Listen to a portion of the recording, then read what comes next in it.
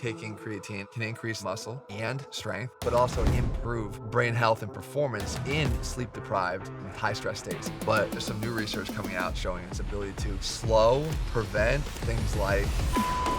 Wow. Jeff Cavaliere is the physical therapist and strength coach trusted by the NFL, MLB, WWE, and even Sylvester Stallone. He's built a global reputation for science-based training that delivers. What do people want? When we poll our followers, I found that for men, they want their six-pack abs, getting bigger arms, develop their chest. And for women, they want to have better legs and well-developed backsides. So we'll get into those exercises. But the biggest problem most people have is the struggle to get started. And in doing so, become paralyzed by inactivity and say, I'm not going to do anything at all. And I get emotional, but it's sad when people don't ever find that drive and motivation, because like the detrimental effects that prolonged sitting can have on your body. They call it the new smoking. Like, if I take away your health, you're done. So finding the drive to get yourself on track with pursuing optimal health is everything. So if I was one of those people struggling to get the ball rolling, where would you start with me? I would start with... And I'm not done yet. Lower belly fat. How do I get rid of that? Calories in, calories out. What's your view? You say that there are 5 key exercises to maximize your longevity and quality of life. Can you show me these workouts? Sure. And then, why did you bring the skeleton with you with the bow tie? This is Raymond, and I use him to show one of the most fascinating areas of training that has yet to be uncovered. This has always blown my mind a little bit. 53% of you that listen to this show regularly haven't yet subscribed to this show. So could I ask you for a favor before we start? If you like the show and you like what we do here and you want to support us, the free, simple way that you can do just that is by hitting the subscribe button. And my commitment to you is if you do that, then I'll do everything in my power, me and my team, to make sure that this show is better for you every single week. We'll listen to your feedback, we'll find the guests that you want me to speak to, and we'll continue to do what we do. Thank you so much. You're very much known as the king and the OG of online fitness, training, advice, support.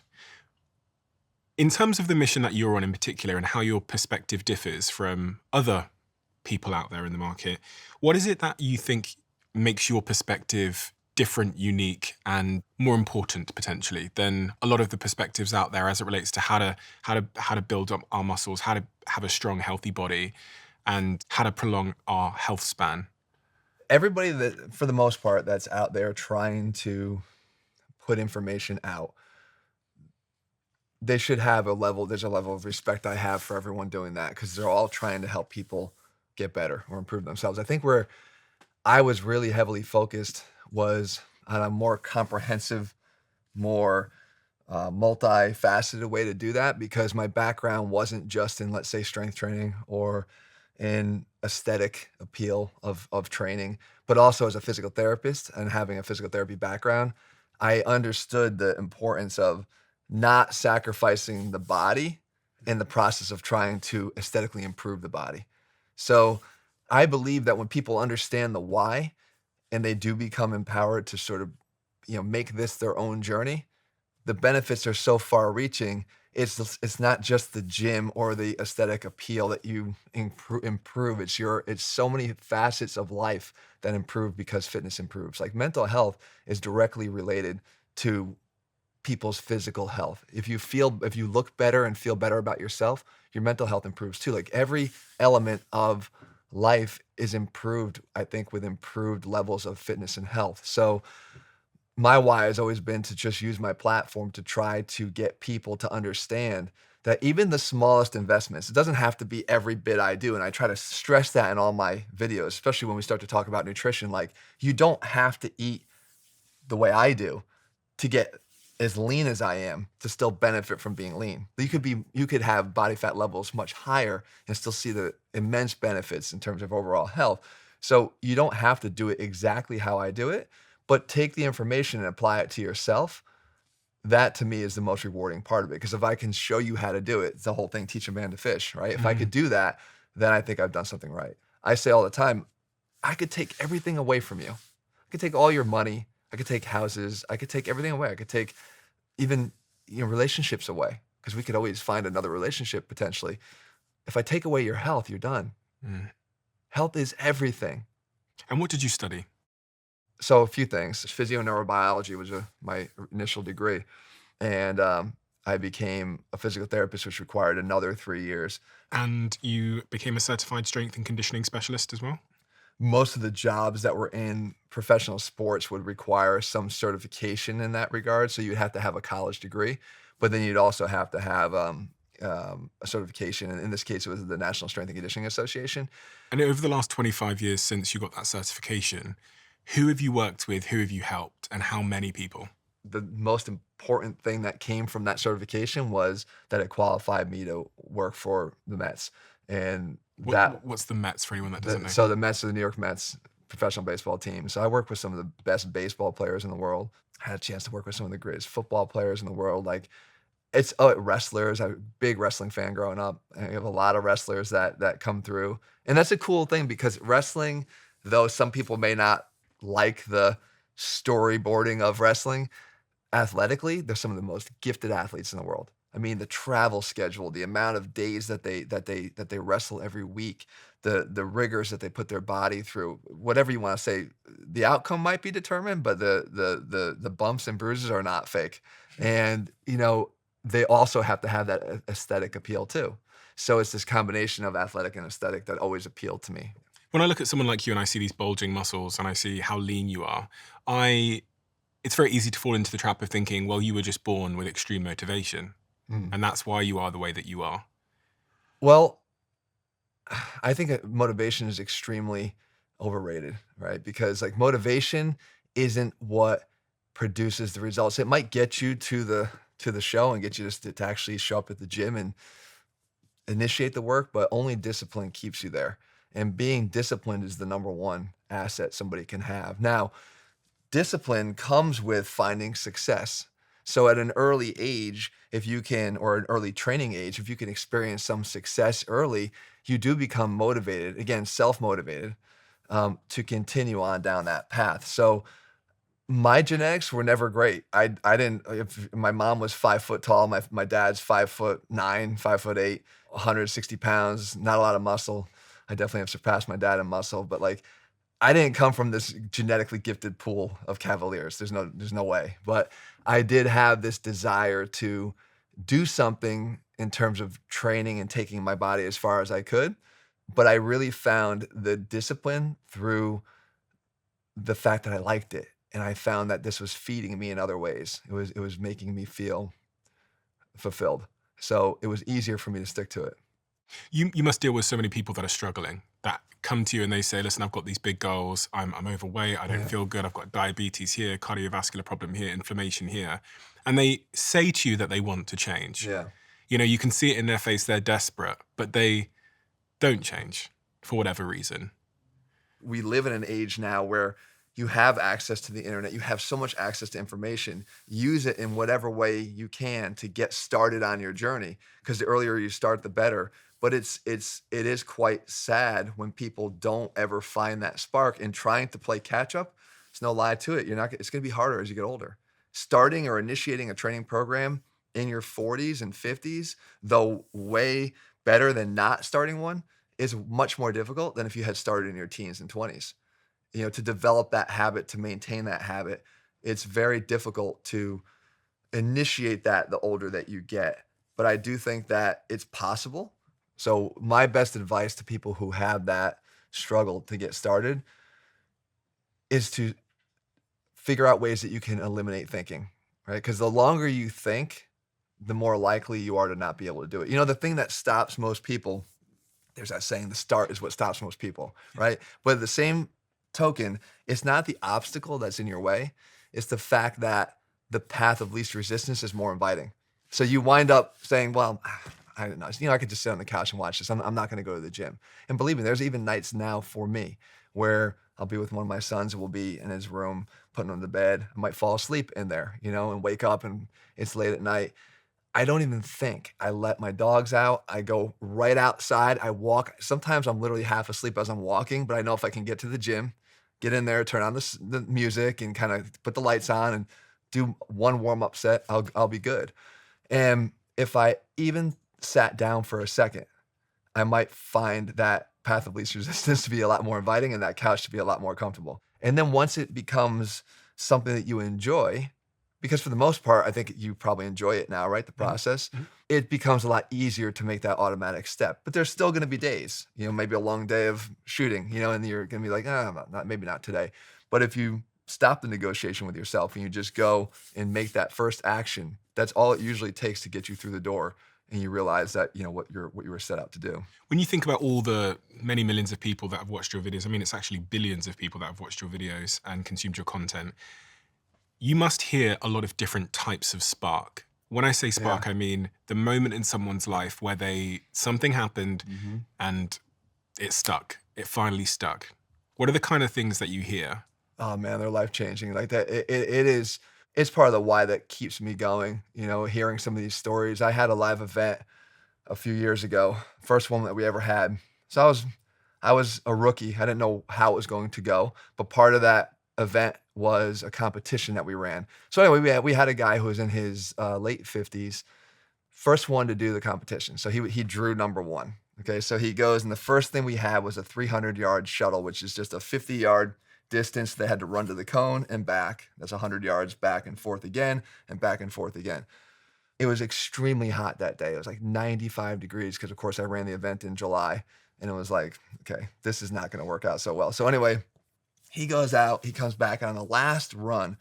He starts to windmill his arms. He's losing his balance forward, and I'm like, oh no. And he crashes down, wipes out, scrapes up his knee, blood all over the place.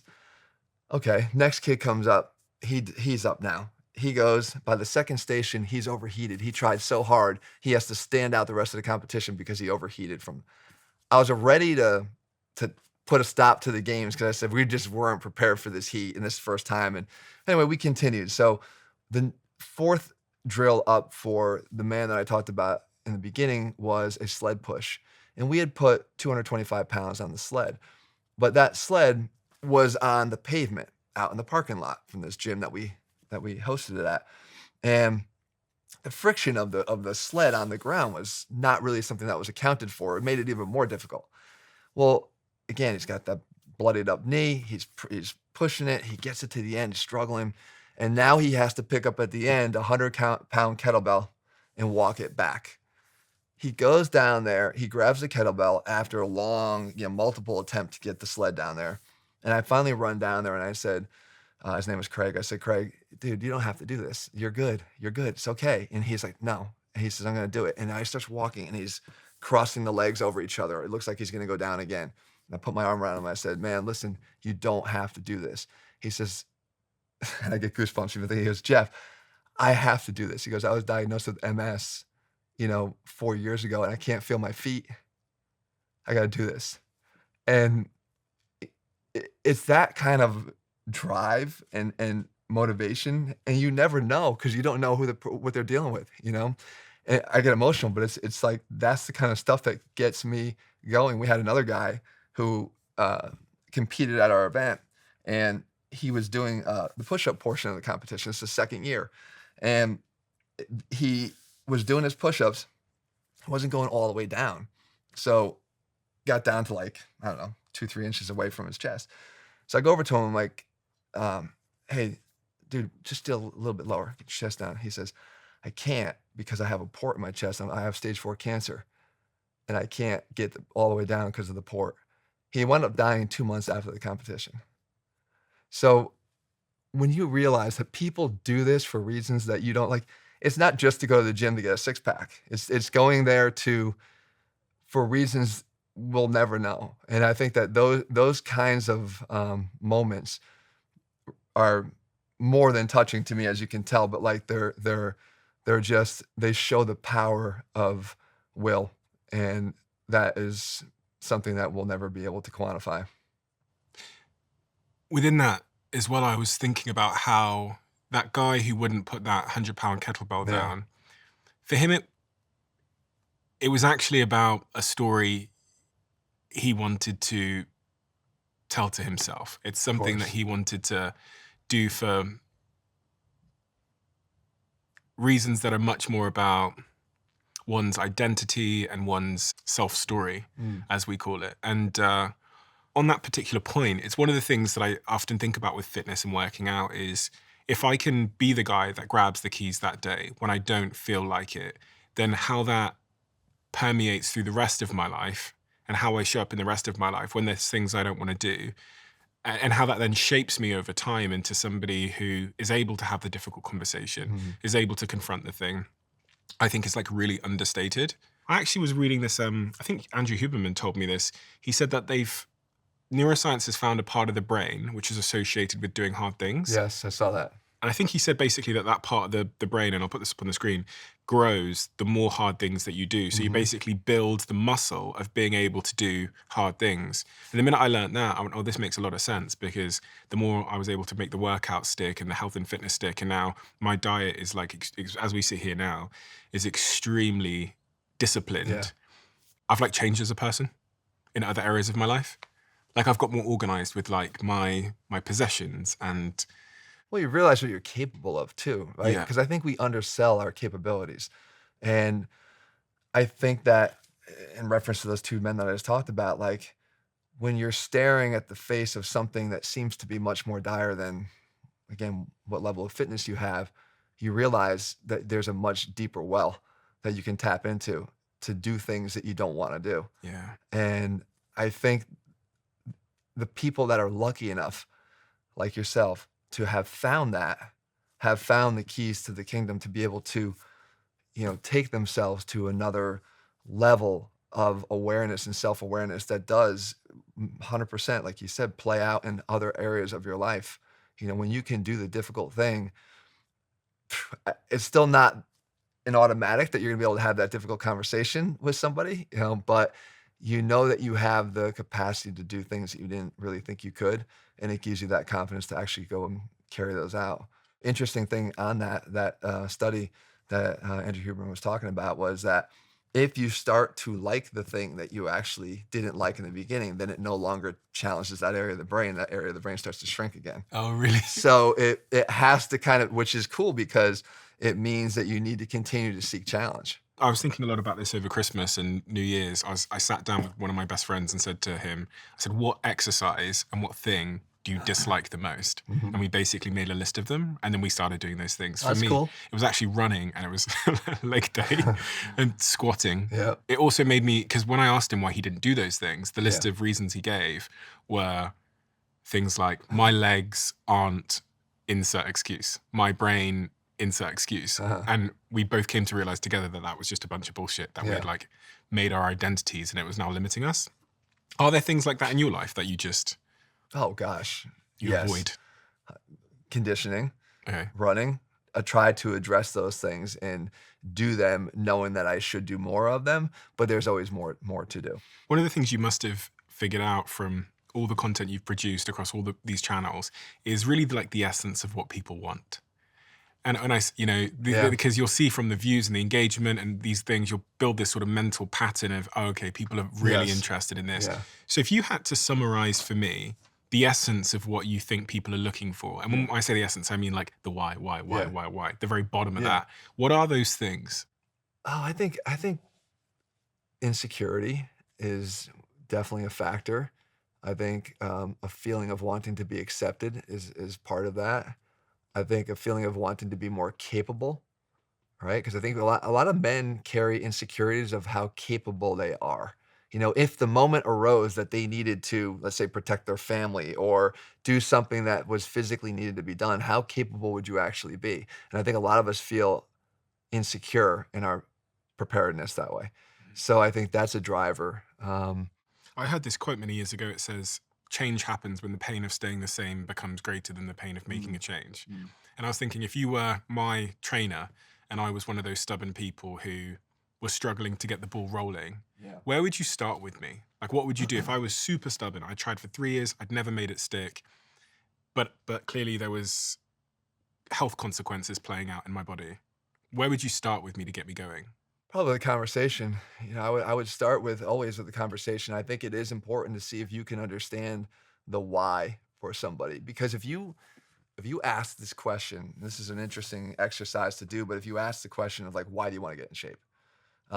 You might say, I'm too fat right now. And I would say to you, well, what would it mean to you to not be as fat as you think you are? Well, I would be better because I'd have a six pack. What would be important if about having a six pack? Well, I would like how I looked in the mirror more. Why would it be important for you to like who you're looking at in the mirror? Because I don't feel like I'm enough right now because I'm letting myself down because I know that I'm not doing the things I need to do. Why is it important to not let yourself down?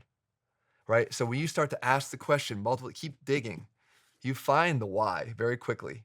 And a lot of times it comes from pain from childhood. It comes from pain of letting others down. It comes from a feeling of inadequacy that you developed either because it was drilled into you from your parents or others, or because you just never lacked the self-confidence to actually feel better about yourself.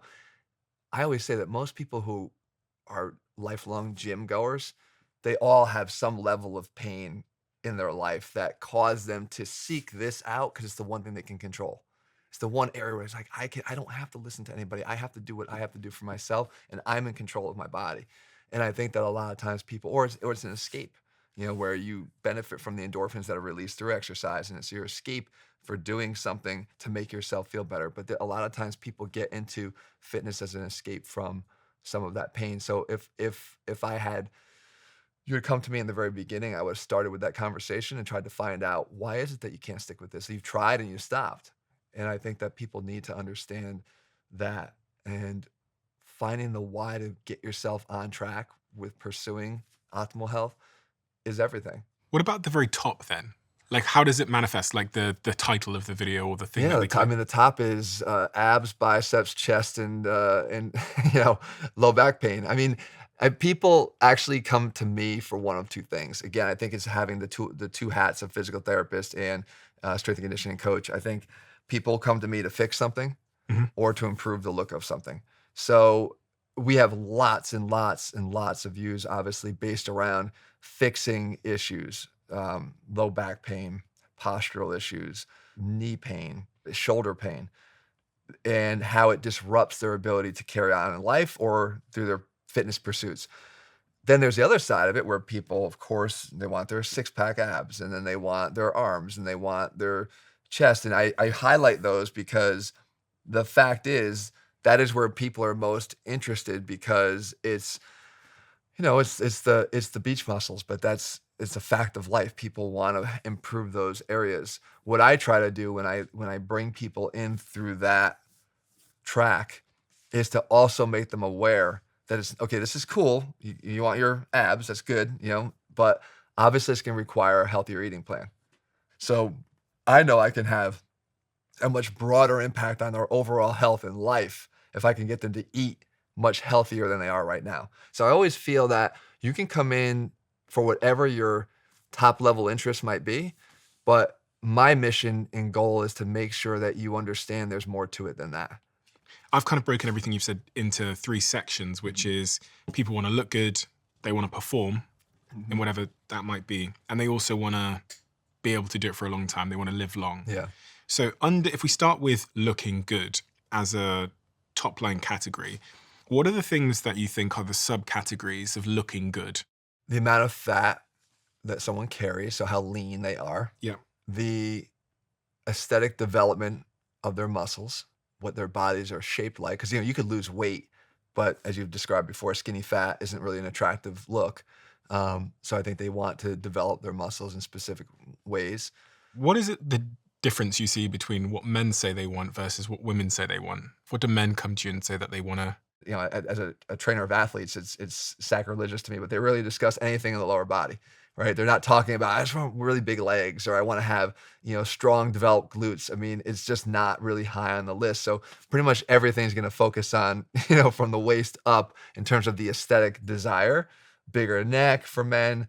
For women, it's the opposite, right? For women, they focus first and foremost below the waist. They want to have better legs. They want to have stronger legs. They want to have well-developed backsides. They want to and there's probably, a cultural importance upon that. People are, men are being judged aesthetically on their upper bodies more than women are, and women are being judged more aesthetically on their lower bodies. So we're feeding into those desires, especially, one scroll through Instagram and you're just reinforcing everything I just talked about. In that category as well of looking good, nutrition? most importantly, the level of body fat that you carry is going to be impacted by nutrition. So let's start with fat and lean. If I want to be lean like you and I want to have low body fat, where does one begin? What happened with me and what I always advise people to do is start just by looking at globally from 30,000 foot view, what do you know you're doing and like not well right now? Like, are you drinking excessively? Do you end every night with, a pint of ice cream? Like, you know that you're doing some things wrong. So you make one pass at the obvious stuff and you just do it for a couple weeks, and you see how you progress. And what will normally happen is usually those are the most offending, the biggest offenders when it comes to nutrition, that you will notice some quick weight loss when you stop it. What do you think are some of the offenders that we don't realize are offenders? I've had so many in my life, even like ketchup, and Yeah. I thought white rice was great. Yeah, I mean, white rice is actually, there's a place for carbohydrates in people's diets, I believe, but you have to have a healthy respect for them because they're the most likely to be overeaten. Like the desire to eat 5 steaks is not there for most of us. Like but you could pound a whole plate full of rice and then some, or pasta and then some, because they are much more chemically pleasing to the body. So I think people need to be cautious of overconsumption of carbohydrates, and they're not aware of portion sizes really impacting them, because they'll say, "No, I had rice and pasta," and I would say I have rice and pasta too every day, but like I probably don't eat as much as that person does. So portion sizes, when it comes to that, is one of the areas people do not have a good awareness about. The kind of hidden offenders. I mean, there's sugar in a lot of things that is used just to make these things more appealing, especially like yogurts. Right? People will have, fruit on the bottom yogurt, but it's like loaded with sugar. Or my first experience was oatmeal. I was reading the bodybuilding magazines in my teens that every bodybuilder ate oatmeal in the morning. So of course I was buying Quaker Oats, but I was buying those little packets and they have brown sugar in the bottom. And it's like, they were loaded with sugar. They were not the equivalent of Quaker Oats from a canister.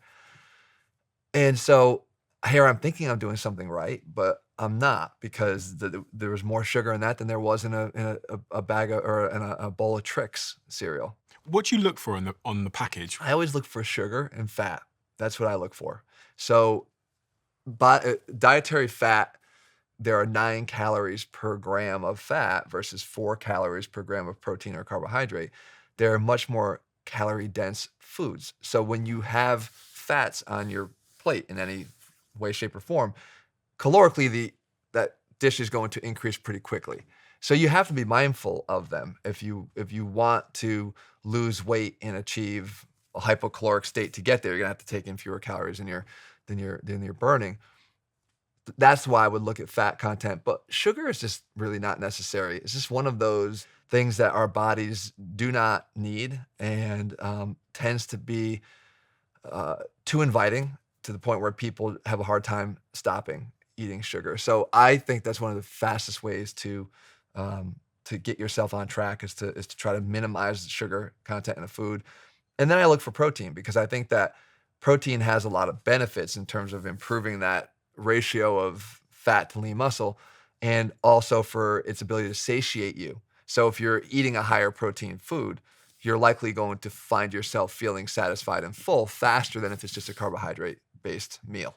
So those are the 3 things that I look at every time I turn a label around: protein, sugar, and fats. And what does your diet look like? I eat breakfast in the morning, and I have usually, again, I'll give you typical meals. I have oatmeal. I even put like some pumpkin in the oatmeal itself, some canned pumpkin, just for some additional vitamins and minerals. Protein shake, and maybe some egg whites. So I get good amounts of protein. And for lunch, I'll have like a grilled chicken wrap. Again, I'm trying to prioritize protein in every single meal. And I'll try to have a Greek yogurt that has limited sugar in it. Then I'll have a protein shake usually after work, only because I know that when I get done with work, usually at 6 o'clock, I come home, the kids are there, they want to play. I wind up just having something to tide me over, realizing that my dinner is going to occur later at night after my workout. What happens, though, is that workout occurs at around 10:30 to 11 o'clock at night. So dinner happens at around midnight for me. That's always, again, based around a protein first, so usually chicken or steak or fish, and then fibrous carbohydrates. So it's going to be something like I like edamame. It's it has good protein in it, and I'm not fearful of the soy protein that's there, especially in that limited amount. Broccoli, and then I have my starchy carbohydrates, which my favorite of all time is sweet potatoes. So I'll have sweet potatoes or pasta or both. I'm still shocked that you're eating dinner at midnight. Yeah. And so what time do you train? So I train around 10:30 or 11 until around 11:45 or so. Is that suboptimal? It's only optimal because it's when I can consistently do it. Okay. If I could change that, I would probably work out at 5 p.m. But I always find that there's still work going on. People still need me at that point in the day. Why not the morning? I have a very difficult time waking up. I'm one of those people that act like a zombie for probably 15 minutes before I'm feeling ready to go. I'm very much the same. I probably eat a bit too late, I train a bit too late, etc. And as I'm listening to you, I'm almost listening to myself. And I know the rebuttal is that, well, Stephen, if you went to bed earlier and you ate earlier, then you'd wake up and you'd be able to train in the morning. Yeah. Well, how do you feel when you wake up? Do you feel energetic as soon as you wake up, or do you feel... No. Yeah. I'm very similar to you. I wake up late. Yeah. And if I wake up late, then I feel fine. But if you try and wake me up at 7 o'clock, the chances are that I went to bed maybe at midnight or 1 a.m. So there's not enough sleep taking place there. But having worn this Whoop for a while, who are a sponsor, I'm an investor in the company, #ADA, #ASA. One of the things I came to learn was that when I eat close to the time I go to sleep, my body isn't actually asleep, because I could see my resting heart rate so high through the night. So my body's actually just working on the food, so it's not restoring my body. So one of my goals for this year is to try and not eat after 9 p.m. I think it's a good goal in terms of establishing a more regular sleep or time to go to bed. Because the number one thing I think people need to understand is that when it comes to sleep, the routine of sleep is what's most important, I believe. Even in cases of lower sleep totals, there's actually 27% of people report sleeping less than 6 hours a night, and 20% of people sleep 4 to 5 hours. I actually fall into the category of sleeping probably 5 to 6 hours most nights, because I get to bed late and I get up around 7 o'clock each morning. Do you sleep track? I don't sleep track. I did for a while. I don't sleep track. I actually, I've tracked my cortisol levels, and my levels of cortisol have actually improved even as my sleep time, my total sleep time, has diminished. Now, there is, and I hold on to this as a possibility, but I haven't tested myself. There are 2 genes that are actually responsible for short sleeper syndrome. In other words, where you can get away with less sleep because it optimizes gene expression for wakefulness and brainstem activity that allows you to wake up easier. And the downside to that is that only 1 to 3% of the population has that. So unless I got really lucky in terms of that, then I might be, playing a game that I ultimately can't win. But I think that there is a possibility that some people can operate better on lower sleep totals than others. On this point of being lean, one of the things people are most obsessed with getting rid of is lower belly fat. This stubborn belly fat that occurs right there on our little mannequin here.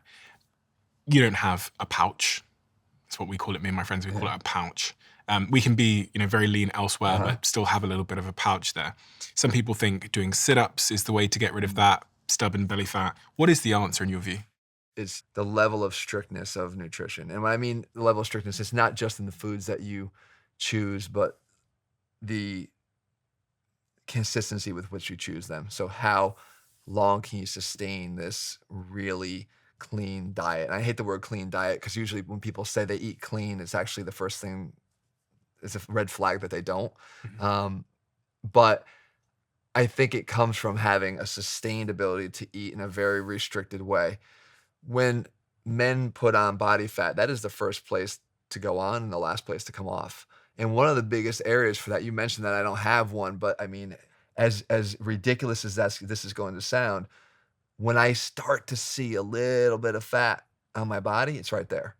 And it's because that is the absolute first place to go on. The shamefulness of how your body does this and what it does to us is that it kind of works from this top-down approach. Like, you'll lose fat first from here, and then it kind of goes down, and the last place is here. So it works in this top-down approach.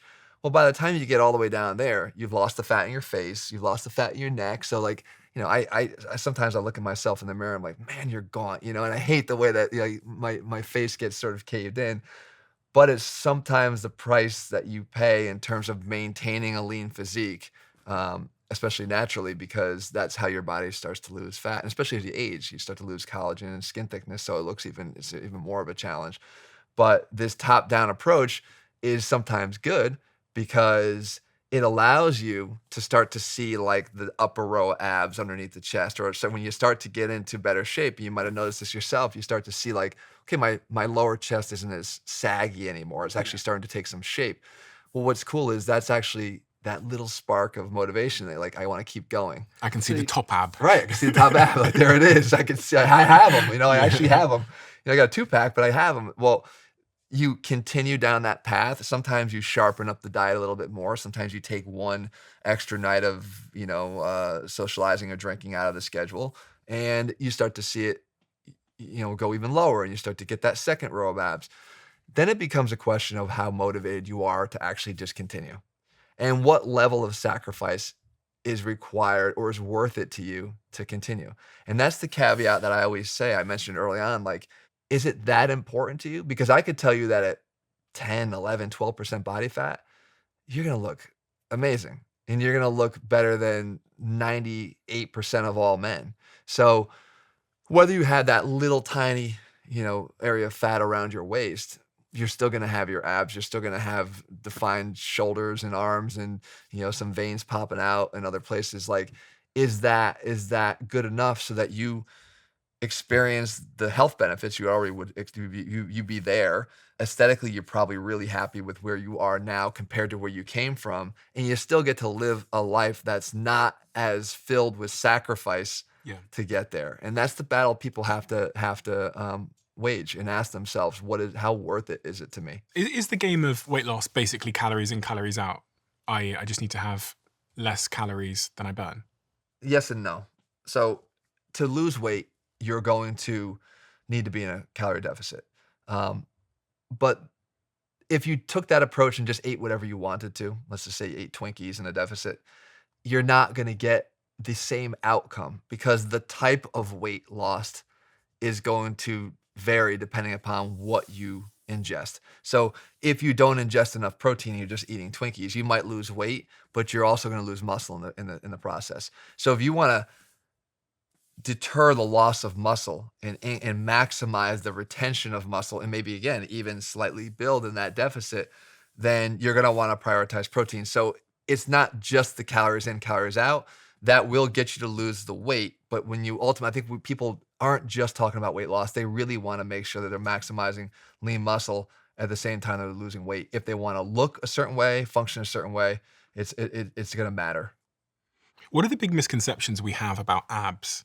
To get rid of the body fat by doing those crunches and stuff like that doesn't work. I think that's probably the biggest misconception. I always remember Laszlo. Laszlo was a guy who worked on my house as a contractor when we were building it. He would come up to me. He was like the typical male, right? He was in pretty decent shape. He worked every day, active. He's like, I got to get in shape, man. And I was like, well, how many days a week do you train? He said, well, I don't really train. I just, just do a couple push-ups and stuff. I said, well, you're gonna have to probably train. What do you do for your nutrition? I kind of eat what I want. And I was like, all right, but he wasn't really overweight, but it's the typical. And he goes, just tell me I just want to know what I can do for this. What's a good exercise I could do for this? For his belly fat. For the belly fat. It's just pointing at his stomach. And it's like, there's still that belief that there's just an exercise or two that you need to do for that. That's not how it is. Abs are not going to be gotten through just the exercise. It's always about nutrition. It's always about nutrition determines body fat levels above everything else. Now, when you get lean enough, if you're not doing any type of ab training, you'll probably have less defined abs because you won't have the development of that muscle. There's nothing different about the abdominals than the biceps or the quads. They're still muscles that can be developed. And because of the anatomy of the abs, there's that line down the middle in the packs, right? That's just caused by a suturing down of something called linea alba. It's just a tendinous sheath. When you develop the muscles themselves through either crunches or resistance training, right? Even weighted ab work is helpful in this case. The muscles are just growing, just like a bicep would grow. And as they grow, you can't change the suturing down of the tendinous sheath. So they're sort of growing out more prominently from that area. So you get more visible abs. But that's the only way to really do that is through training to hypertrophy the abs, but you're not going to get there if you don't first attack the body fat that's over them, and that's only going to come from nutrition. You know, sometimes you see older bodybuilders, like former bodybuilders, and they kind of look a bit bloated. What is that? I mean, that's usually anabolic steroid use that causes that, or growth hormone. That doesn't generally come from natural occurrences where your belly gets so bloated like that. I mean, sometimes if you have different types of hernias, you can get hernias actually within the abdomen, not just in the inguinal, in the groin area. That could cause some of that distension in the abs, but not that global bloating that you get there. That's really usually a telltale sign of like growth hormone use, something that they've abused that causes the organs underneath to actually grow and cause distension pushing out of the belly. That's the organs growing underneath. Yeah, it's actually it's a pretty disturbing visual when you think about it, but it's certainly not a healthy thing to have. And there's always a lot of repercussions to going down that path. They might look short term the way they want to look, and I would argue that even in those cases, the large, super large Mr. Olympia look, I don't even know if that was ever aesthetically appealing to me or even a lot of people, but it definitely leaves behind a lot of damage. And people do that at a variety of different ages now. I think even people that aren't training to be bodybuilders, I can think of several people that I'm aware of who have started taking like TRT and growth hormones pretty young.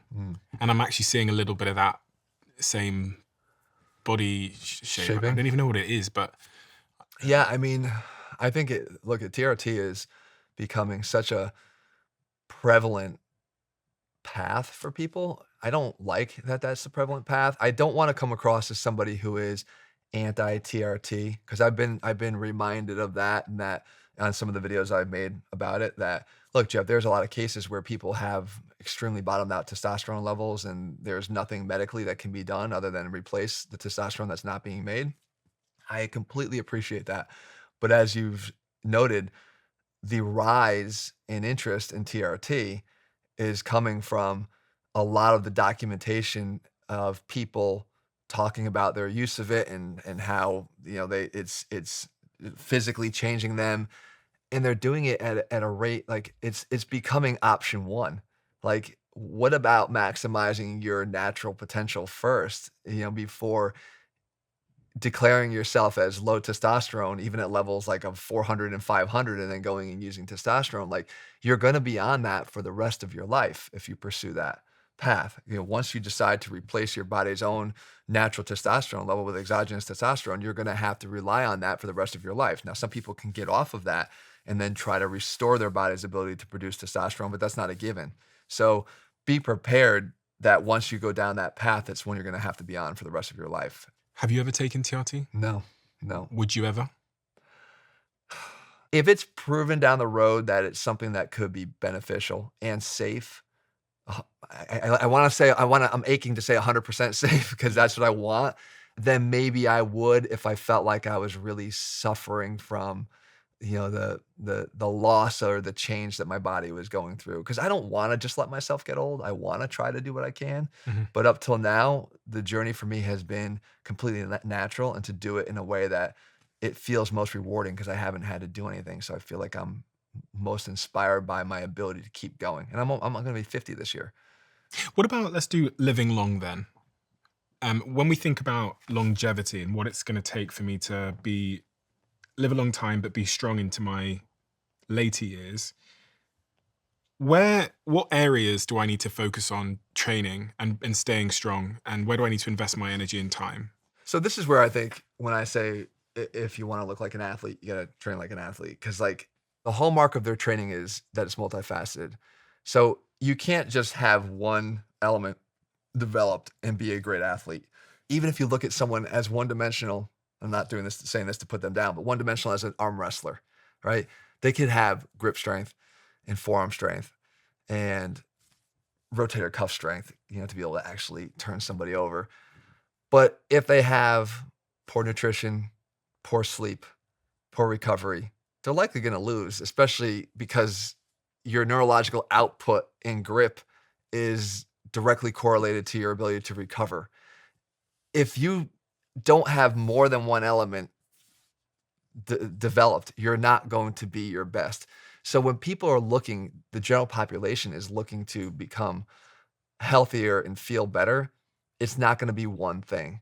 First and foremost, I believe that getting on a training plan that prioritizes the building of muscle, so hypertrophy and strength building, is going to be really important, because we are going to, again, like I talked about before, you're going to naturally lose strength every passing decade, up to 8 to 10% per decade as you pass the age of 50. So you need to make sure that you are doing something to stave that off. You can dramatically slow that down by engaging in strength training and engaging in regular weight training with the purpose of trying to build muscle. But you have to do that. The brain ages. So having challenges to your balance, having challenges to your ability to maintain muscle recruitment, because that's, again, neurologically, your neurons start to fire at a slower pace. You need to train these things: reactivity, reaction skills, again, balance drills. These are all little parts of things that people can do. I always remember seeing this old man. He had an obstacle course he built. I don't know if you ever saw this, but it was a video. He was like 89 years old, and he made this obstacle course, and he used to add every week or so, he'd add one more obstacle to his course, and he built it in his backyard. And it was like a balance beam and then a net that he had to climb and all these things. He used to run the obstacle course once a day. Wow. And he said that like he would try to find new ways to challenge his body so that he would keep his brain guessing as to what's next. And again, whether or not he was finding this thing to be something he didn't want to do, maybe it was also feeding into his increases because he was doing the things he hated to do. But the idea was he maintained his fitness by being completely multifaceted and by incorporating some of these balance and reaction type drills into his approach, because it is important. The fall risk increases exponentially as you get older. A lot of it has to do with something we'll talk about with the thoracic spine and losing mobility there. But like, you need to factor those types of things in. Flexibility and mobility feed into that. Like, you can't, I always talk about there's a pyramid, right? If you look at the old nutrition pyramid, there's a bottom, which is supposed to represent the like all the things you're supposed to work on, and then it kind of fine tunes and works its way up. At the bottom of the pyramid, most would say is strength, right? You got to maintain your strength, and then above that, you got to maintain your muscle mass, like the amount of lean muscle you carry, and above that, your ability to perform because of those two attributes. So to be able to actually do things. And if it was an athlete, it would be like their skill work would be at the very, very top. So if you're a baseball player, how well do you swing the bat? How well do you field the ground ball? Like, it's that top level skill work that comes up here. Is cardiovascular in there? Cardiovascular is in there as well. Yep. Your conditioning would be right, but depending upon who you talk to in terms of longevity and performance and the sport you play, it's going to fall right above or below strength. Now, I would argue that there's a few things underneath the whole thing. It's just like a tree. You see the tree above the ground, but you don't see the roots. And the pyramid sits on the ground, but what's underneath the pyramid, the roots, your stability, your flexibility, your mobility. Because if I took the strongest person, they could squat 600 pounds, but now I'm going to put you on a stability ball and tell you to do the same thing. You're not doing it. I just took away your amazing strength because I took away your stability. And if you can't obtain certain positions of your body because you lack the mobility or you lack the flexibility, then I've also taken away and I've weakened the strength that you have. It's there, your strength is there, but it can't be expressed because I took away the stability. So the real root of longevity in fitness is really in your ability to maintain mobility, flexibility, and stability. Flexibility is the muscle length and in the ability to change the length of the muscle. Mobility is the joint excursions, the ability to move your joints in their full range of motion. So it's a muscle or joint thing. Still the same concept, but they're working on different elements. Do you think people realize that that's so important, and do you think they enjoy it?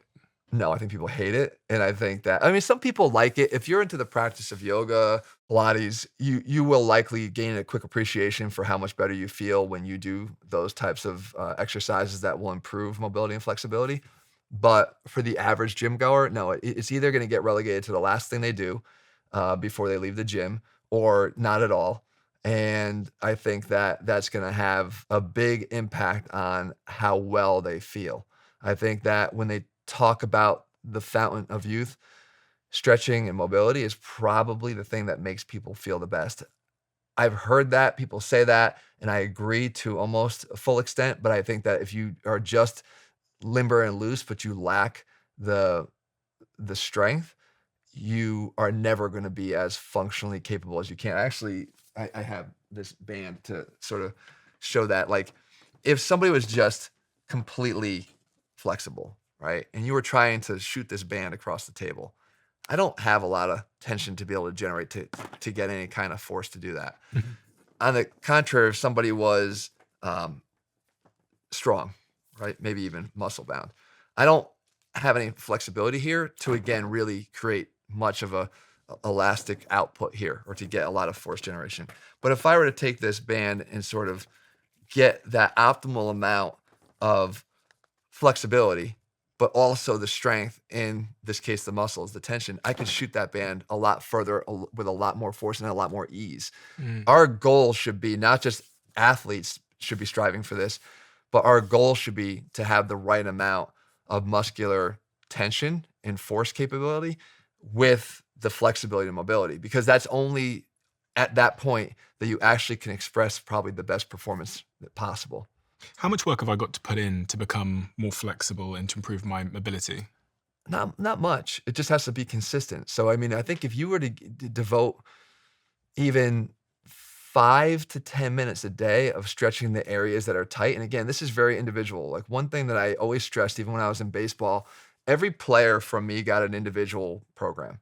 And it was based off of a comprehensive assessment. So I would go through the assessment of each player, and you would find that either based on position and the demands of that position, body type, you would find certain requirements of a program that needed to be in place to maintain optimal health.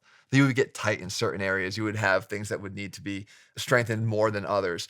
People have to be willing to, A, seek out where the deficits are, and B, to actually pursue a program that would work on those deficits. And then when you have that, again, the comprehensive list doesn't have to be an hour a day of doing those things. You prioritize that list and you focus on 5 to 10 minutes of extra work with it. It's funny, I make a lot of videos on, hey, do this every morning, do that every morning, do this every morning, but it's only appropriate to the people that have the deficits that I highlight in the video. People think they have to combine all of those things into a whole separate career in order to be able to pull them off. That's not necessary. You find the ones that have the biggest impact. But I don't think that doing stretching requires long duration of these things. It just simply requires consistency of them. You say that there are 5 key exercises you need to be able to maximize your longevity and quality of life that kind of dovetail into this. The single leg Romanian deadlift, the squat and reach, the sumo stance hold, the posterior chain push-up, and hip abductions. Can you show me these workouts? Sure.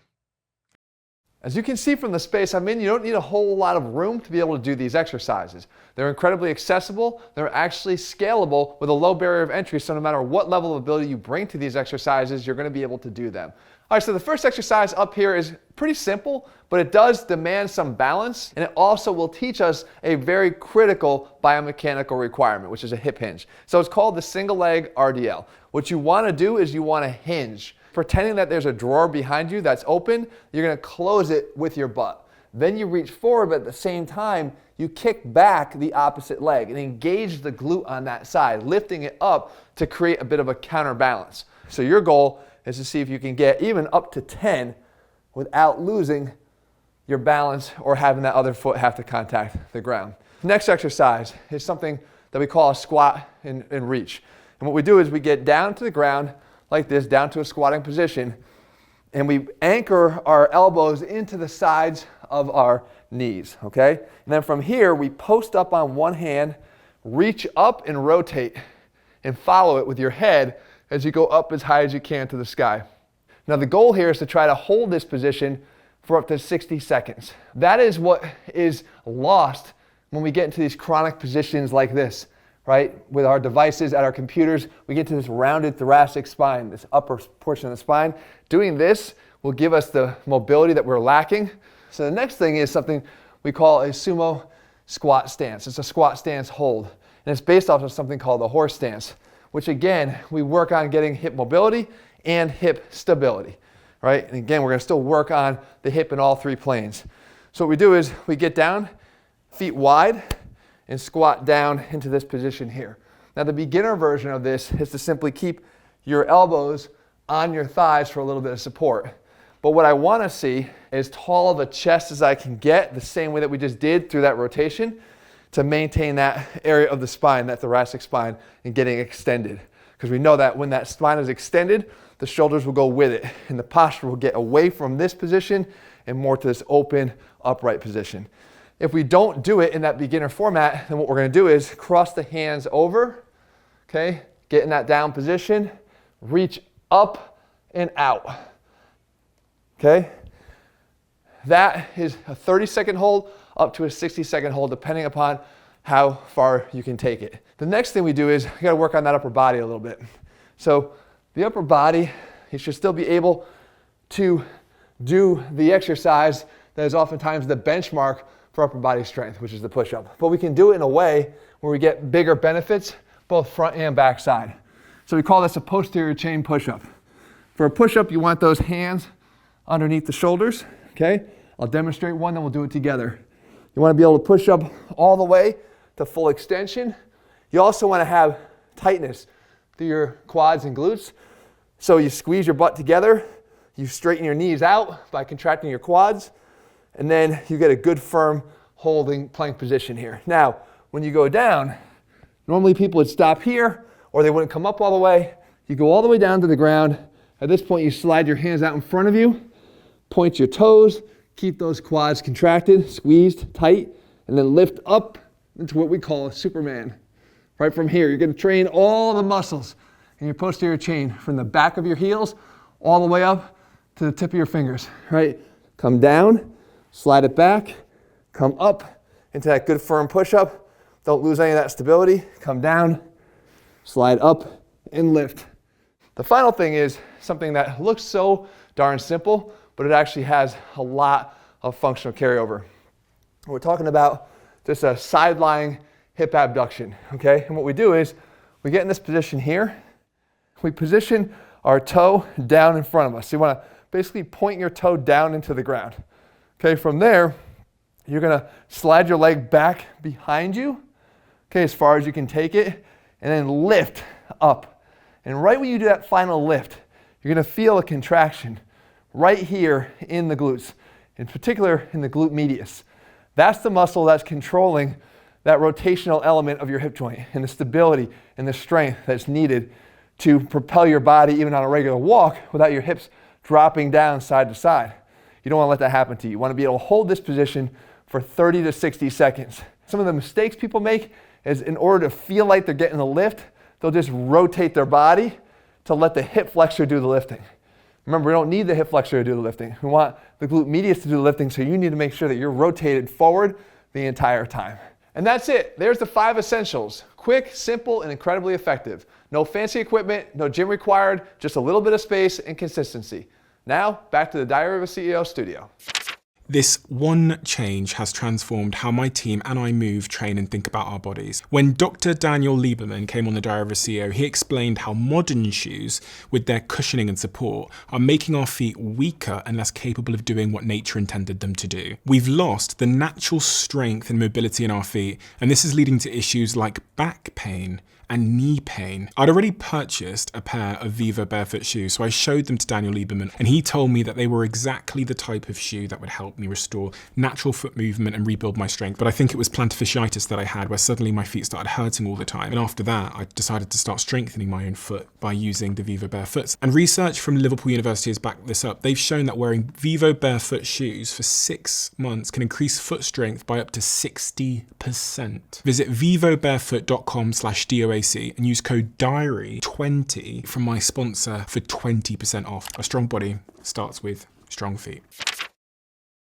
And what is the context there with those workouts? Why do you choose those workouts, and what do these kind of signal? Are you saying that if I'm able to do those, then there's a probability that I have the strength and flexibility conducive with longevity? Yeah, those are good standard exercises that will measure at a high level how much of a deficit you've acquired over the years from not doing them. So you should maintain the ability to do those exercises because they're going to reflect the global approach, at least, to working on flexibility in your groin or working on the strength in your hip abductors. Because the hip abductors, if you look at most leg exercises, the squat, the deadlift, they're occurring in the sagittal plane, which is this front to back plane.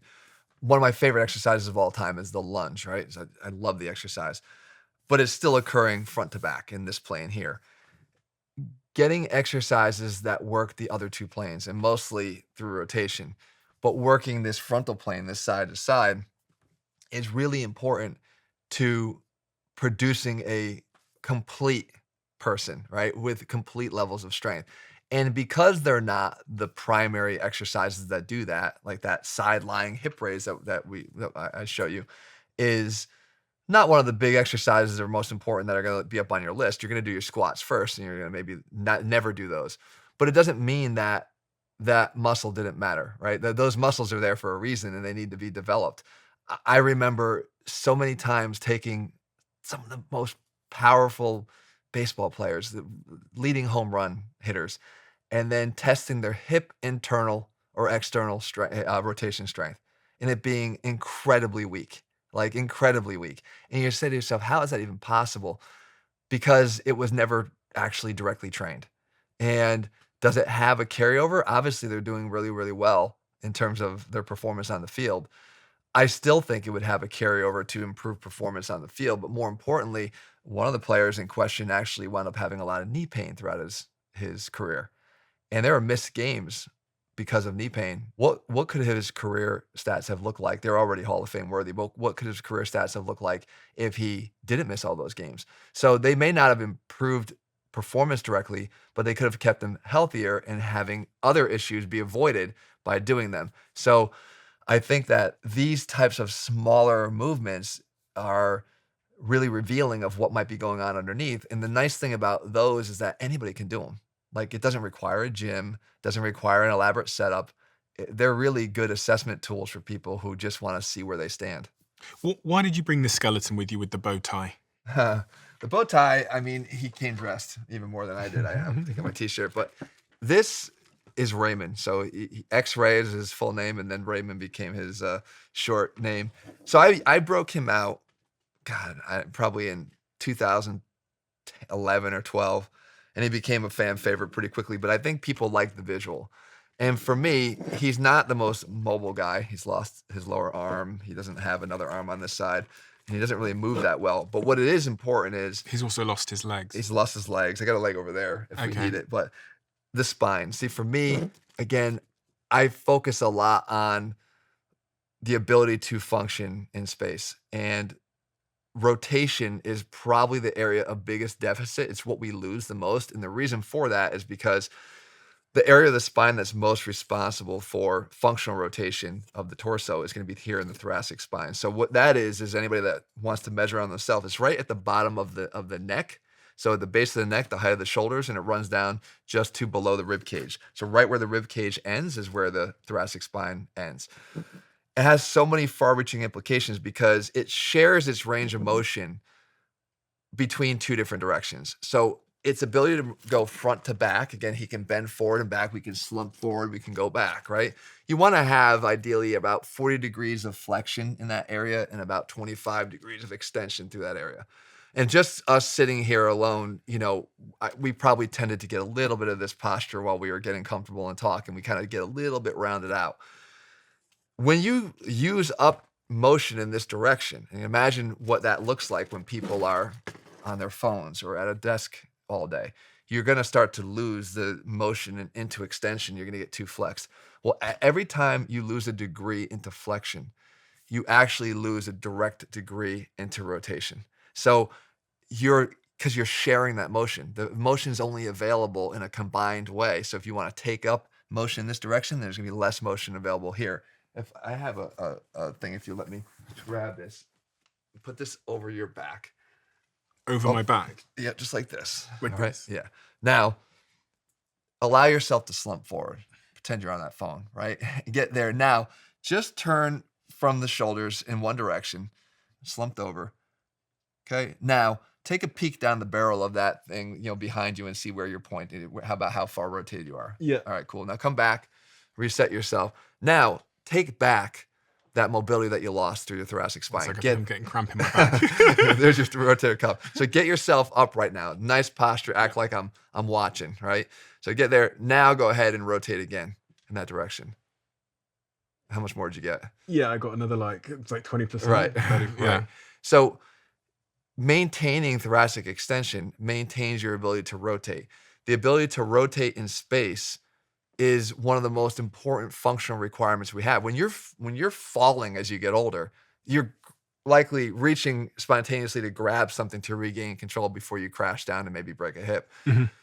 Functionally, as an athlete, your ability to perform is all about rotation. You don't usually just move in one plane like this. If you're a football player, American or not, you're rotating all the time. You generate force as a soccer player, by kicking across your body, right? By throwing a baseball, it's all about rotation. You need to hold on to rotation, but what we lose is the ability to extend at our spine. By the age of between 50 and 60, people will have lost 25 to 35% of their mobility in this area. You see That's it as horrible. well. You see see it. when people get older, they look stiff and they kind of look robotic. Awful. My grandmother, God bless her soul, she lived to 97 years old. Wow. But at that age, she was literally a right angle. She had a walker. She was completely bent over at that walker, could hardly get herself back up. She had lost all of her extension. So she could not rotate at all. And again, functionally, it's the most important movement you can make, I think, is to be able to rotate through your torso to be able to do things. So I think that people need to focus on, again, you go back to that whole concept of what do you need to focus on? Well, I could tell you some great exercises to do to maintain your strength, but if in the process of getting a really strong squat, you've also lost thoracic rotation, I can't deem you to be a really healthy individual because you've given up one of the most important things that you need to maintain. Because I thought that aging and then basically turning into that right angle was just inevitable. Because you see it in so many older people, they often are bent over. And you kind of think, well, why don't they just stand up? Yeah. Well, it's impossible because, you're losing that fight to gravity, right? Gravity is going to win ultimately, but it doesn't have to win completely. So the more that you work on maintaining your ability to extend through the thoracic spine, then you don't develop those downstream adaptations that happen from always being there. So what happens once you get in this position, you lose flexibility through other joints. Again, if you get in that position again, actually turn a little bit, try to raise your arm up as high as you can from that position. Okay, now just straighten yourself out, go up tall, now raise your arm up again. Why? Because you've literally mechanically blocked your shoulder, because your shoulder blade has to be able to rotate around your rib cage as you raise your arm up overhead. Okay. Right? A great percentage of ability to move your arm over your head is not just the ball and socket that's over here to get your arm up there. It's the fact that your shoulder blade has to rotate with it to allow it to go up there. I could actually block your overhead mobility if I went behind you right now and just held your shoulder blade. If I held your shoulder blade in place, you wouldn't be able to raise your arm up maybe more than here because it has to rotate in order to be able to get to the top. So when you realize that this epicenter of dysfunction can have these far-reaching benefits where all of a sudden a perfectly healthy shoulder can't move up overhead, And then what happens then? If you can't move your arm up overhead, right? And I say, Steven, get your arm up over your head. And you're like, I can't. No, get your arm up over your head. You'd go like this. You'd lean your body back because your arm can't get any higher. So you're going to lean your body back. Well, what are you leaning from? Your low back. So now all of a sudden you're asking an area of your spine that's supposed to be stable, right? The low back, the lumbar spine is supposed to be a stable area of your body. You're asking it to now become a mobile area of your body. And you're asking for motion that is not naturally inclined to want to give you because this area didn't give it to you, right? The upper thoracic area didn't give it to you. So now what does that happen? Now you're asking that to do too much. The muscles can become spasmed. You can damage the joints in your low back. Now you're causing a problem somewhere else. So this area has all these far-reaching benefits. Another thing that can happen too is when you're down like this, I mentioned that this area of the spine we talk about is actually connected to the ribs. Yeah. If you're in this compressed position where you're rounded over. forward, hunched over, you actually don't even get good lung inflation. It's like trying to inflate a balloon inside of a box that won't open. You can't get the lungs to inflate properly. Lack of properly operating lungs are going to cause you to be more fatigued throughout the day, and they cause you to feel less rested at night. So this area has so many up and down ramifications that you need to really focus on it. And it's one of those things, again, if you were to ask me how many people do I think directly work on this area, 10% at most. What have I got to be doing then at my age? So I'm 30, in my early 30s now. What have I got to be doing now to make sure that when I get older, I'm not hunched over and I do have that full range of mobility? Yeah. There's a few things. Like, again, anytime you try to approach any of these dysfunctions, we talk about the mobility, flexibility part being the foundation of that. But then there's also a strength component because like you can free up the mobility and flexibility, but can you maintain it? The strength is just going to help you to maintain it.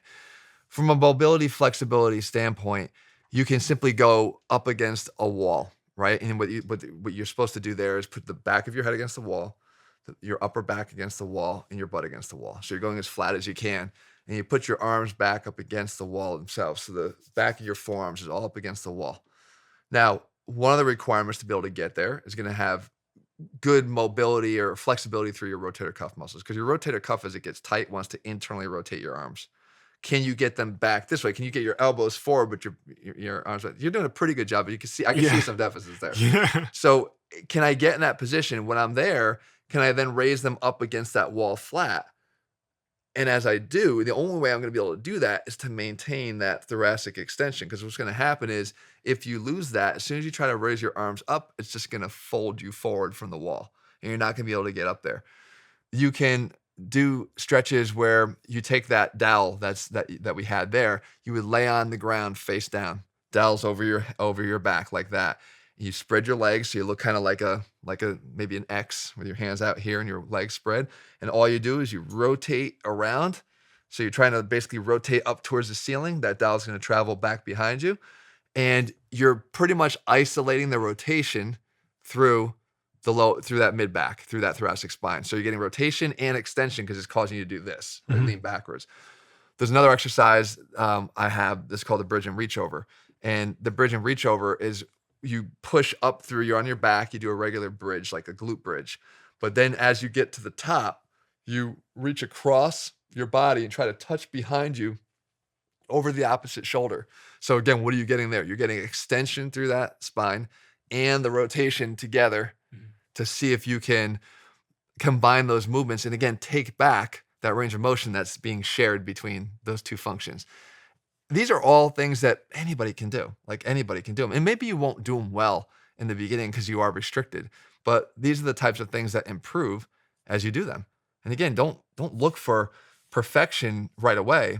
But the nice thing about these drills is they don't have to be done for more than a few weeks consistently to actually start to see the benefits and to feel what happens when you start to become less restricted here. So if I just did 5 or 10 minutes a day of some of these drills, you think the net impact over time would be pretty profound? Very, very. I think that, again, I think people don't realize the minimal time investment that's required.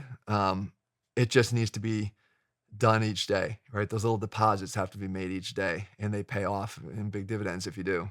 And is it important for me to train for a long time or for a more intense but shorter period? How do you think about that? Yeah. So I always say you can train long or you can train hard, but you can't do both.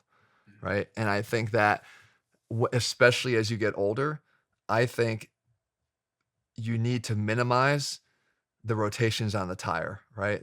How many tire rotations are you getting? Because even if I just raise my arm up overhead and I just do it 1,000 times a day, I'm still moving my arm up in that position. And every time I move it up, even on here in this limited capacity to move here with this guy, like you're still getting some of that rubbing and grinding in that joint. And if you have any degenerative changes, if you've acquired any type of bone spur in your shoulder, and this is rubbing up against that each time, it's like taking a rope and rubbing it over and back over sort of a sharp edge, right? Eventually it just starts to fray and fray and fray.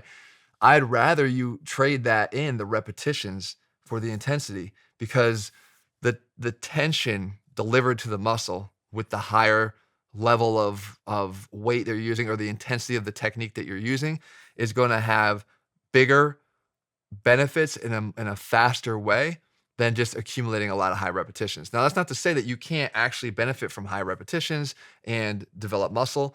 You can. They've actually shown recently that anywhere between 5 and 30 repetitions taken close to or all the way to failure can stimulate muscle growth. Like the absolute load is sometimes not even as important as long as the effort is there. But I believe that as you get older, you got to kind of spare some of those repetitions because it has that same effect that just wearing down those tires would have. Ultimately, you're going to have to change the tires. And we may not be able to change these tires as easily. What about the importance of form when we're training? It's one of the things you're known for is emphasizing that form really matters. And, you know, there might be another school of thought that says, listen, it hurts, so it must be doing something. Yeah. People think that a lot. They think, well, listen, my muscles are hurting, so clearly it worked. Form is very important because I think doing things in proper form do two things. Number one, it keeps you safe. You know, most likely if you can do something in good form, then you're in command of the weight that you're lifting. And therefore it's likely going to do what it's supposed to do with the least detrimental effect from doing it. In terms of the leeway that you have, I think that depends upon the goal that you're trying to achieve. So if you're trying to achieve muscle growth, I'm a big believer that muscle growth is not given, it is taken. And you need to force yourself, you need to force your body to make a change because your body wants to stay in a state of homeostasis. It wants to stay the same.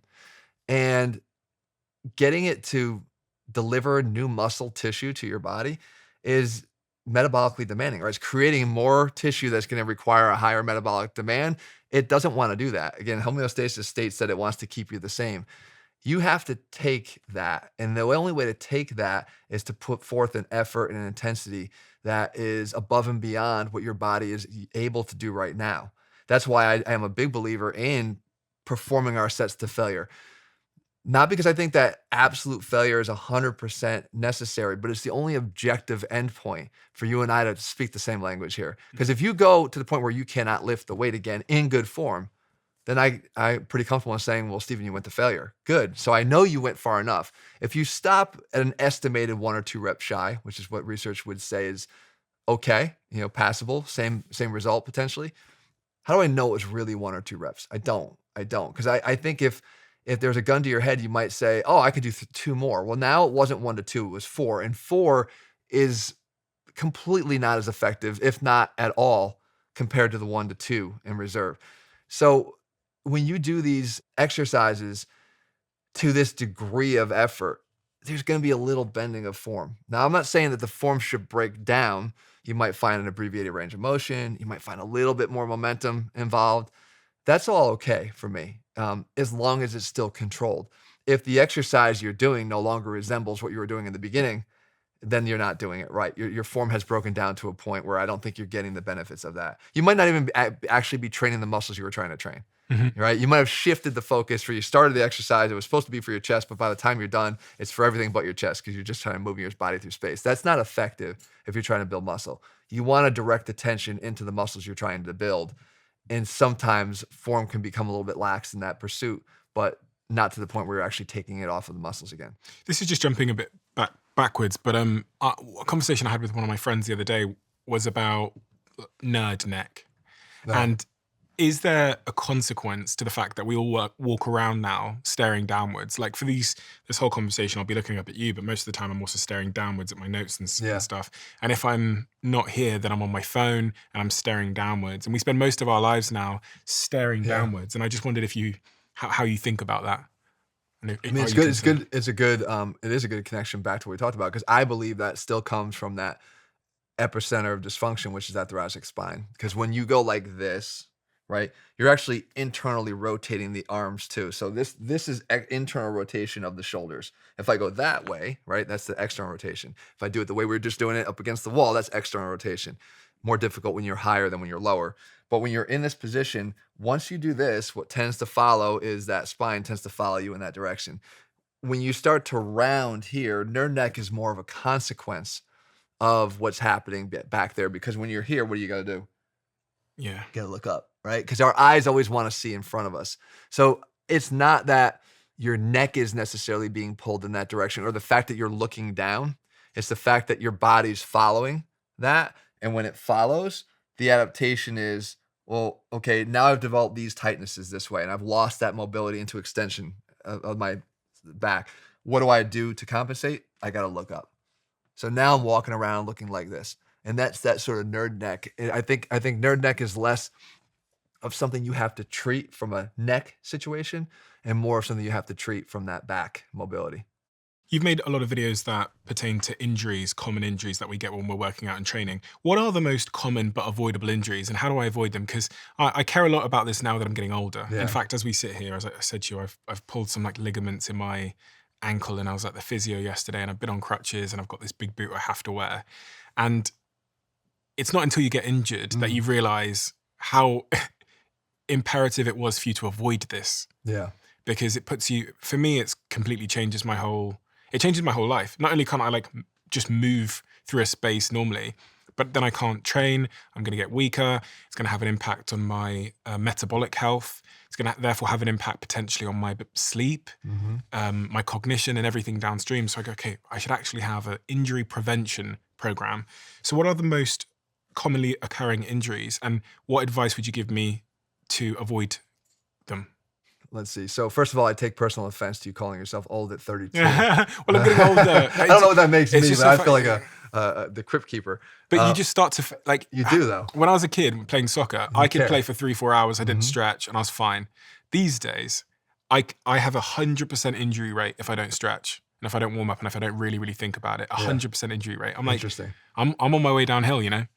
Well, I mean, you're certainly going in the wrong direction, but I think when it comes to injury, preparation does go a long way towards helping someone to avoid it. It's not completely avoidable. I actually tore my bicep in this arm, but when it comes to the more common ones, I think you can look to the joints that are either built to be mobile, that aren't being controlled, or built to be stable, that are being asked to do too many things. So what is that? If you look at your shoulder, right? It's a ball, and again, we can look at that. It's a ball and socket, right? It's got the ball inside the socket. It's supposed to be able to move in all kinds of directions. We can move it all everywhere. If you look at the leg, right? We don't have the other part of the hip, but we have the ball from the ball and socket. It's meant to be able to go in all directions. When those joints, the shoulder and the hip, are uncontrolled, meaning you're lacking strength in the muscles that control the movement of that joint, that's when you actually wind up having issues. So what are the muscles that control that? Well, we talked about one of those smaller exercises before, the glute medius. That muscle controls motion of the hip in that frontal plane. So not just in this front to back squat, lunge, deadlift direction, but this frontal side to side plane. It controls the movements of the hips this way. If you don't train them, they're not going to magically get strong. Like they have a function, and if you're not challenging that function, then you're not strengthening that muscle. It seems like a lot.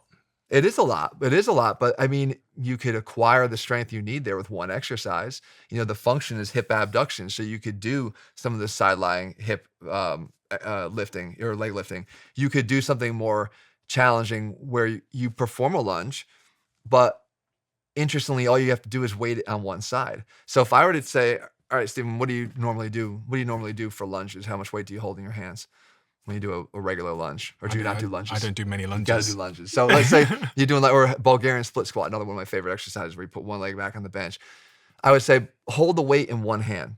So now if you're doing a lunge and I put a 50 or 60 pound dumbbell in your hand on one side, and then you go and you lunge out, that weight, you're in the split position now with one leg out in front. The weight on this side totally wants to pull you in that direction. You have to pull back on this side through the muscles on the outside of the opposite hip to keep you in this position. And I could say, I'm going to make this even harder. Go slow, go really slow. So now you're stepping out, you're on one leg as you're stepping. So now you're on one leg and you're being pulled here. Now you land, the leg drops down, or the dumbbell wants to drop you down. You stay up there. I make you hold it for even a second or two in the bottom position because your body is just aching to want to move in that direction. I've just trained your hip abduction strength in this frontal plane on an exercise that's truly a sagittal plane exercise front to back. So I have ways that I can actually trick you into getting these things accomplished at the same time you're training something else. So it's not always an extra thing that you have to do. You can actually do this in a way that, is sort of part of what you do. So what do you do then? If I was saying to you, I want to have a comprehensive workout and you're designing my 7-day workout plan, what would you give me to do? One of the best ways to train is with an upper lower split or with a push-pull leg split. And again, if you were to do a push-pull legs, I would then have to have you include your shoulders along with your chest and triceps there, right? Because it's your only shot in that week to do your shoulder work. And again, as a pushing muscle, it would go on the same day. So Monday, what do I do Monday? So you could do push there, right? But my one caveat to a push-pull legs is that it tends to be a lot, right? Like you're doing shoulders, chest, triceps. Some people don't like that amount of volume, right? What's push? When you say push, So- someone that doesn't know. Yeah, so push is just the muscles who share a similar function of pushing. So if you look at a bench press, it's pushing the weight away from you is the concentric action that you're doing. If I looked at a lat pull down, I'm pulling the weight towards me. That's the concentric part of it. If I'm doing a bicep curl, I'm pulling it towards me.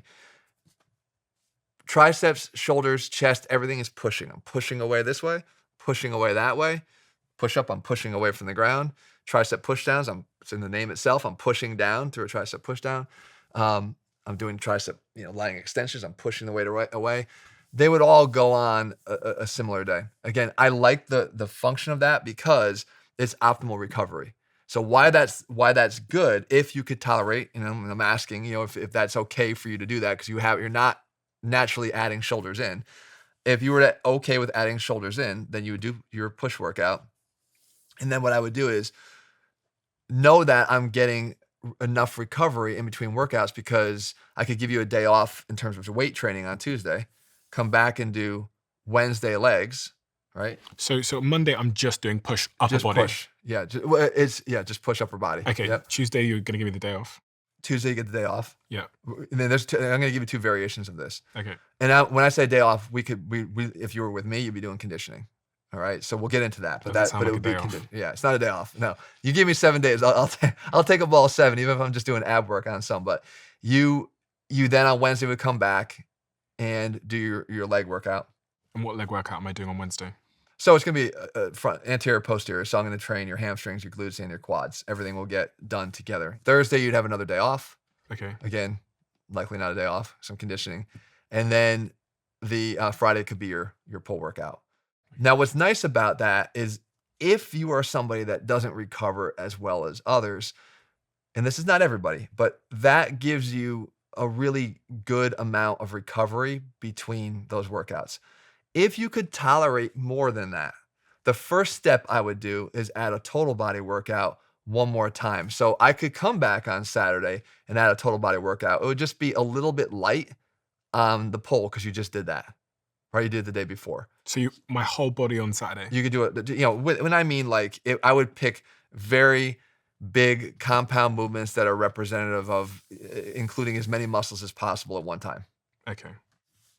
And I could back off a little bit off of the pull that you were doing because I realized that you just did certain exercises the day before. So if I trained you on, and this gets a little nuanced, but if I trained you on Friday in a pull workout, remember I have different planes of motion I can move in. So if you were doing vertical pulling stuff like a pull up or a pull down, I could stress more horizontal pulling exercises like a seated row or a bent over row, right? So I could shift the focus a little bit.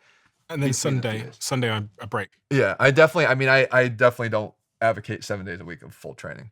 Where would I be doing my cardiovascular work in this particular week? So in that scenario, I'd have you do your conditioning work on Tuesdays and Thursdays.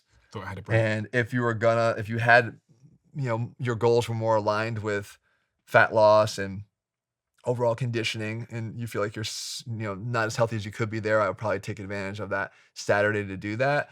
But if your priority was the training side of it, getting stronger, building more muscle, then I would take advantage of that Saturday as my flex day to do training. And you don't put the cardio on the same day as the upper body legs workouts? It could be, but if your priority again is to build muscle, then prioritize muscle building. Put that first.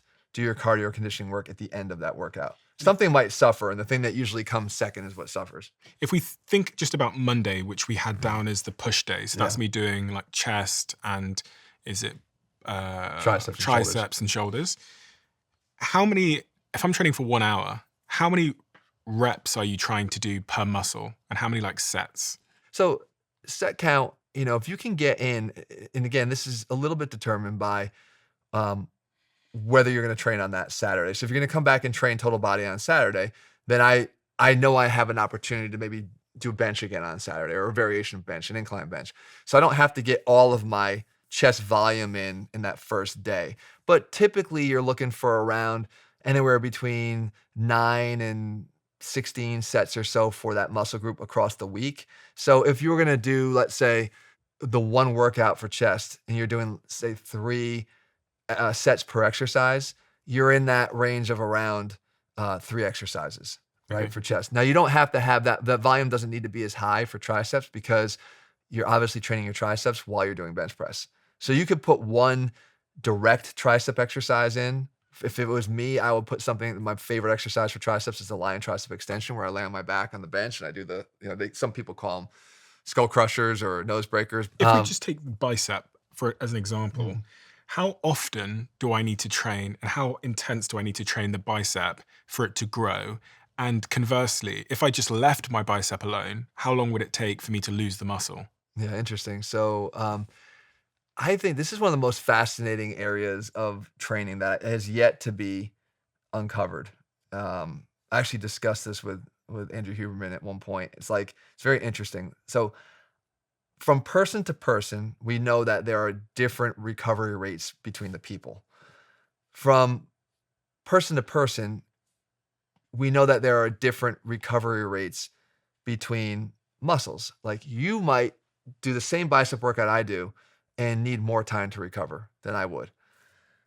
What's interesting is, from the individual themselves, certain muscle groups require more or less frequency to recover from.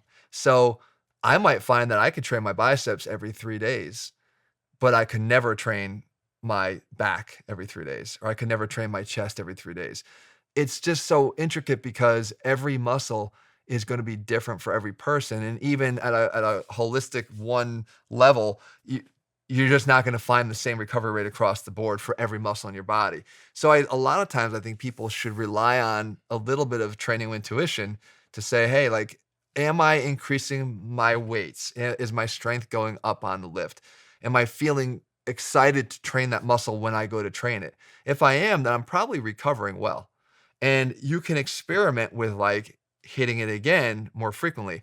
I think in the big picture, the more frequently that you can stimulate a muscle, the better the results are going to be. You have this contraption on the desk in front of us. This thing here. Yeah.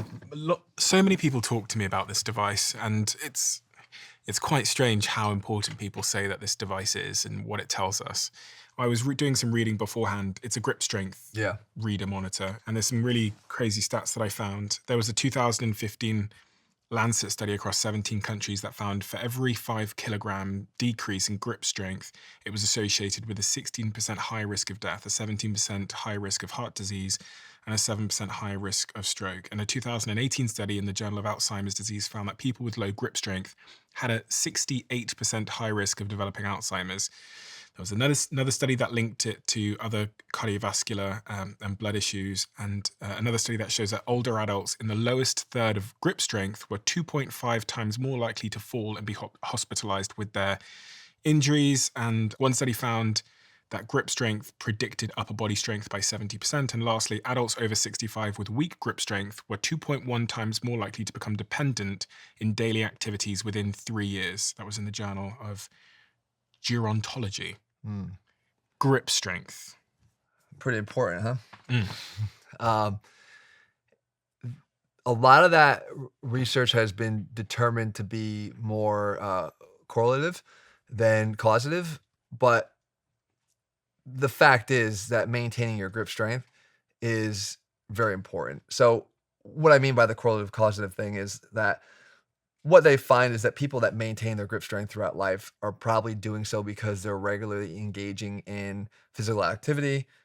Likely they are lifting weights, they're holding heavy weights, they're having to manipulate their body in space if they're doing calisthenic exercises. So there's a level of activity that remains in their grip that probably keeps their level of strength at a higher level. So you're selecting out people that are just generally maintaining their fitness, in which case they're probably maintaining higher levels of health and lower issues as they age. So it's not the strength in which we can grip that matters necessarily, but the thing that matters is upstream from that, and downstream is our ability to grip. So it's just it's almost like a symptom of something upstream, which is positive. Right, or lacking, right? Or You're lacking, not doing enough of. That being said, you can actually directly relate or measure your ability to recover from exercise based upon having a baseline understanding of what your grip strength is, and then monitoring what that is over weeks or months of training. So if you were to measure your grip strength with a tool like this in the morning, 5 mornings in a row, and average it out at a time where you feel like you're feeling energetic and good, that will give you a good baseline of what your grip strength is. What's a good grip strength? So most men would be somewhere between 100, I'll talk in pounds, 100 to 120 pounds. So if you look at that, that's around 46 kilos to 54 kilos. If you want to give it a shot, see where you stack up. So to do this, now there's some rules here. Yeah. Don't go like this, keep it in here. Don't touch your Tight, arm to the table like at all. this. Keep it, 90 degrees, This like way? that. Yep. And then you're just going to squeeze, one good effort as hard as you can. What should be like? All right, don't blow out now. All right, let's see. Oh gosh, my head nearly exploded. 130. Okay. So you're above average. So doing well on grip strength. So now what you would do is, and you would test both sides. You could average out the sides. Sometimes you're gonna have one side stronger than the other. You would then have a good baseline. If you were feeling like you weren't sure if you recovered or not, you would test this in the morning. Can I try this side as well? Go ahead. Yeah. This is my weaker. All right, here we go. My weaker hand. All right. You got to beat it though now. Oh, gosh, it's a bit slippery. I think you did. Did I beat it? Oh my God. Wow. 160. You're joking. 160. Not What lying. It's right the? there. 160. So you probably, if you did the other side again, give it another shot. If you did the other side again. You think I'd beat it? No, you're not going to beat, you're going to beat your old performance, but you're not going to beat the left side. Are you left-handed? I'm right-handed, so that was strange. Okay. All right, let's see what you got. 150 now. See, I had my prediction was right. So a lot of times it takes a little accommodation to the stress of doing that. What's your grip strength? I don't know. I haven't tested in a while. See, now you're gonna show me. Left and right. All right, let's see. I'm gonna ask some of my team members if they want to give it a shot. All right, here we go. Wow. I heard a lot of crunching in there. Wow. 130 Okay. on that side. And your left side? All right, let's see. Anyone else want to do it? Berta, you want to give it a shot? Try to do it with all the popping, without all the popping. That was my bicep that popped, by the way.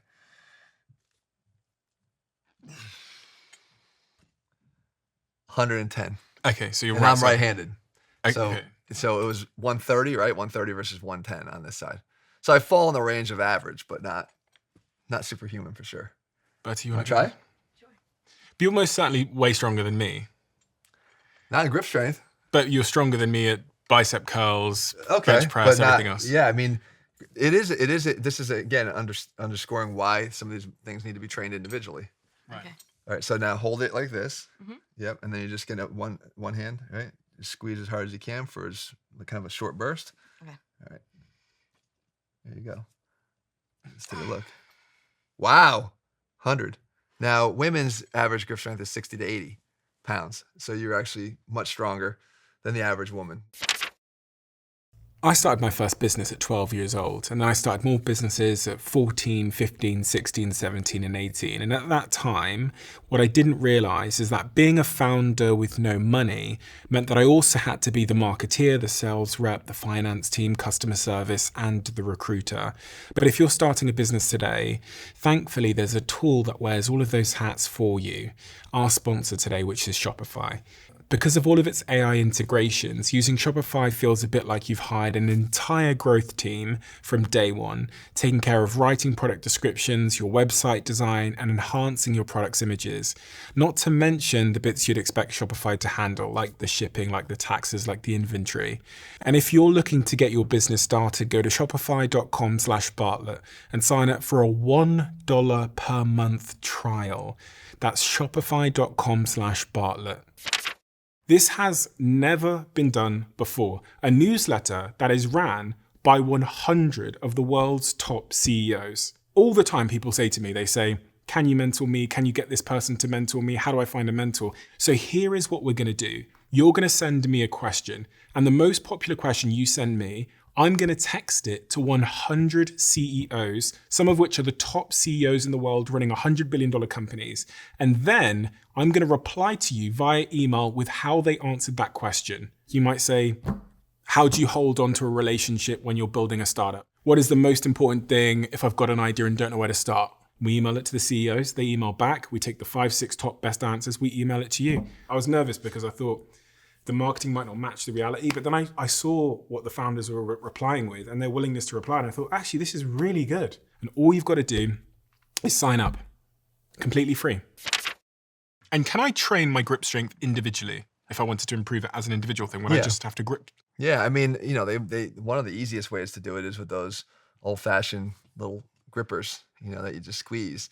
And they make them in some really, really heavy resistance levels now for people that have worked on it and actually improved. When I was young, they're pretty easy to conquer with a little bit of training. You'd be able to squeeze them because they never really made the resistance high enough. But now it's definitely something that you could be challenged by. The other thing I wanted to talk to you about, which we've touched on briefly, but I think is important to talk about because I don't think people realize how prevalent it is back pain. I was looking at some stats beforehand, and it says that 80% of people will experience back pain at some point in their lives. It's actually the leading cause of disability worldwide. And in the UK, over 10 million workdays are lost every year due to back pain. 1 in 6 hospital visits in Britain are related to back pain. It's the most common reason for people under 45 to see a doctor. And chronic back pain, which is sort of just enduring back pain, affects about 1 in 5 adults in the UK. And there's 5 of us in this room now in total. And so one of us probabilistically is going to have chronic back pain. Is this something one can avoid? I asked this in part because I spoke to some, I think the anthropologists who go and look at the tribes in Africa and they find that back pain just doesn't exist there. It's not a thing. I think the likelihood that you're going to experience back pain at some point in your life is high, but that recurring back pain, that chronic back pain, I think that's entirely avoidable. 26% of the time, at any one time in the United States, people are going to be dealing with back pain. So kind of with the numbers that you just said there. The other thing I find interesting is that the second leading cause of trips to the doctor in the United States is back pain behind respiratory infection. So if you think about how often, especially this time of year, my own kids have been in at least 4 or 5 times, to the doctor for respiratory infection. It's an eye opener, like, wow, and this is something that's somewhat preventable. We need to do something about it to prevent it. The problem is that it can come from so many different causes. We talked about before how the limitation in that thoracic mobility could ask the low back to do more than it could and therefore cause strain there. Now, here's the good part about this. though 80% of people or 85% will have low back pain in their life, only 27 to 35% of the time is it disc related. So we're talking about, if we look back on this guy again, it's the discs, between the vertebrae, right? The vertebral discs that create that spacing and the cushioning between the vertebrae of our spine. When one of those discs, actually, this is one of them, dislodged itself, but when the disc that sits above and below these two levels pushes outward or herniates, it could push on any one of these nerves that's traveling downward. Anytime you get any touching of this nerve with some other structure, in this case the disc, you get the radiating symptoms that go down whatever dermatome this is. What that means is this nerve will feed some function of the lower body or some sensory area of the lower body. Depending upon where people complain of pain, like, oh, I feel it in my hip, or I feel it in my leg around my knee, or I feel it down behind my knee down to my foot. You pretty much know what level of disc problem they have because it's representative of the level of herniation. When you press on something that is at the level of like L5, S1, right, the last lumbar vertebrae and the first sacral vertebrae, it's going to give you symptoms like numbness, tingling down near the back of your calf, underneath your foot.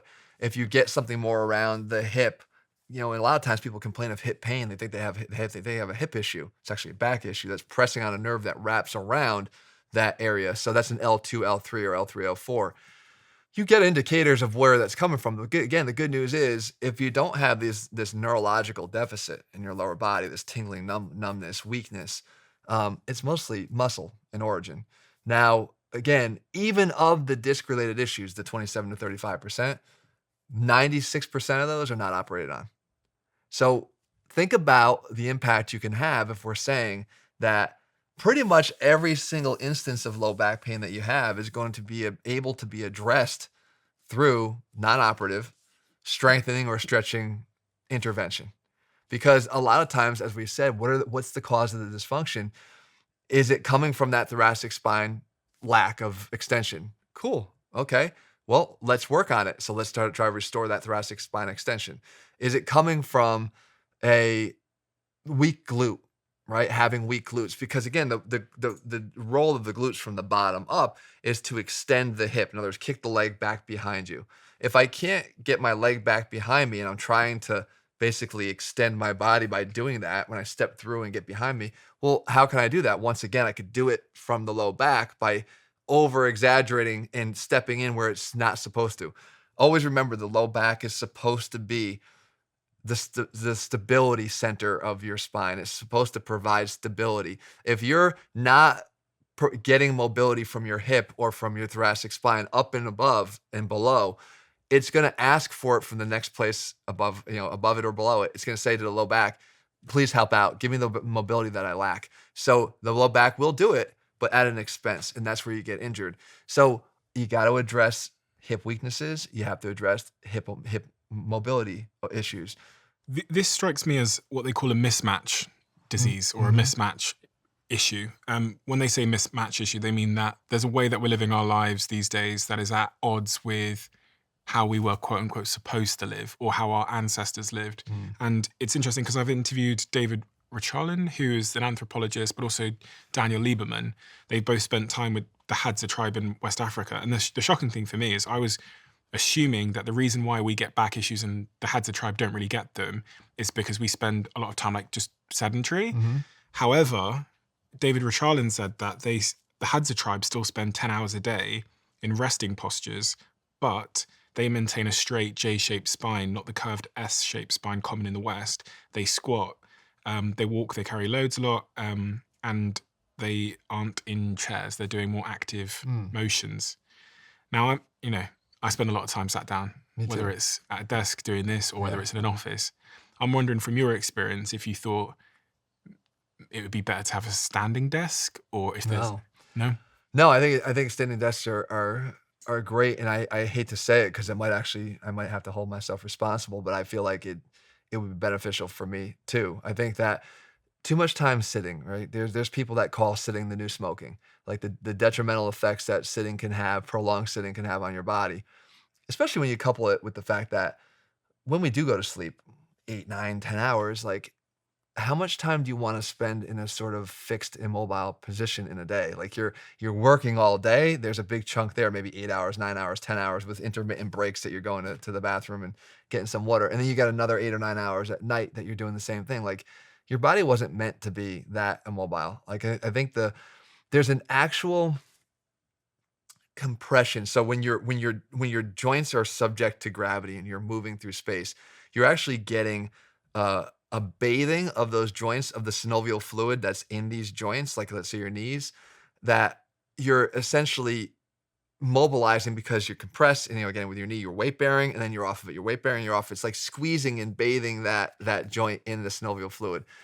The outcomes are much better when we don't allow that to become stagnant, and when we stimulate that through frequent movement sessions.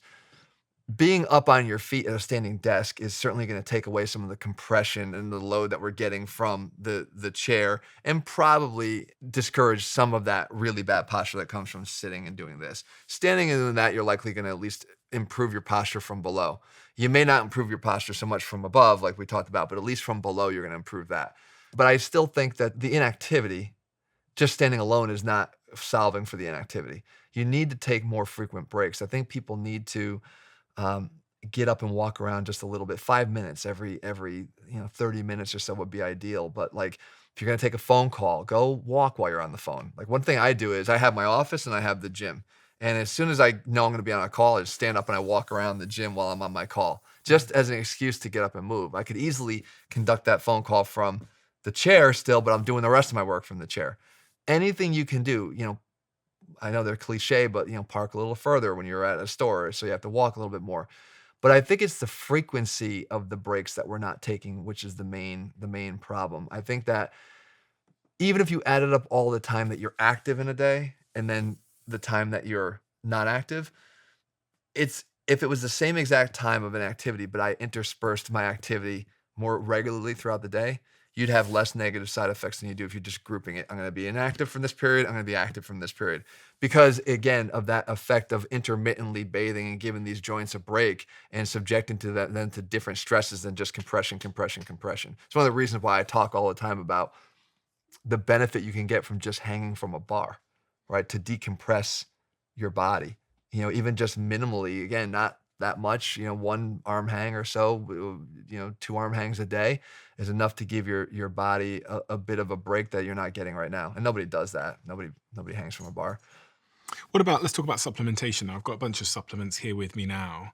And there's so much said about supplementation, but if you were to give me some advice and guide me on what supplements you think I should be taking every day, frequently, versus the ones that maybe aren't so important, but also just like the call outs of, I saw this thing on Twitter going viral the other day where someone had screenshotted the top creatines on a certain website, and then they had tested them in a lab and found that a lot of them weren't actually creatine in the doses that they'd said and in the form that they were selling. Yeah. So I now have this skepticism around the supplements I'm taking.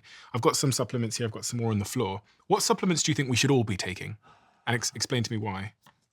For building muscle, the 2 that rank at the very, very top of the list are going to be creatine monohydrate or creatine, any form of creatine. There's different forms of creatine. We can get into those. But creatine and a protein powder.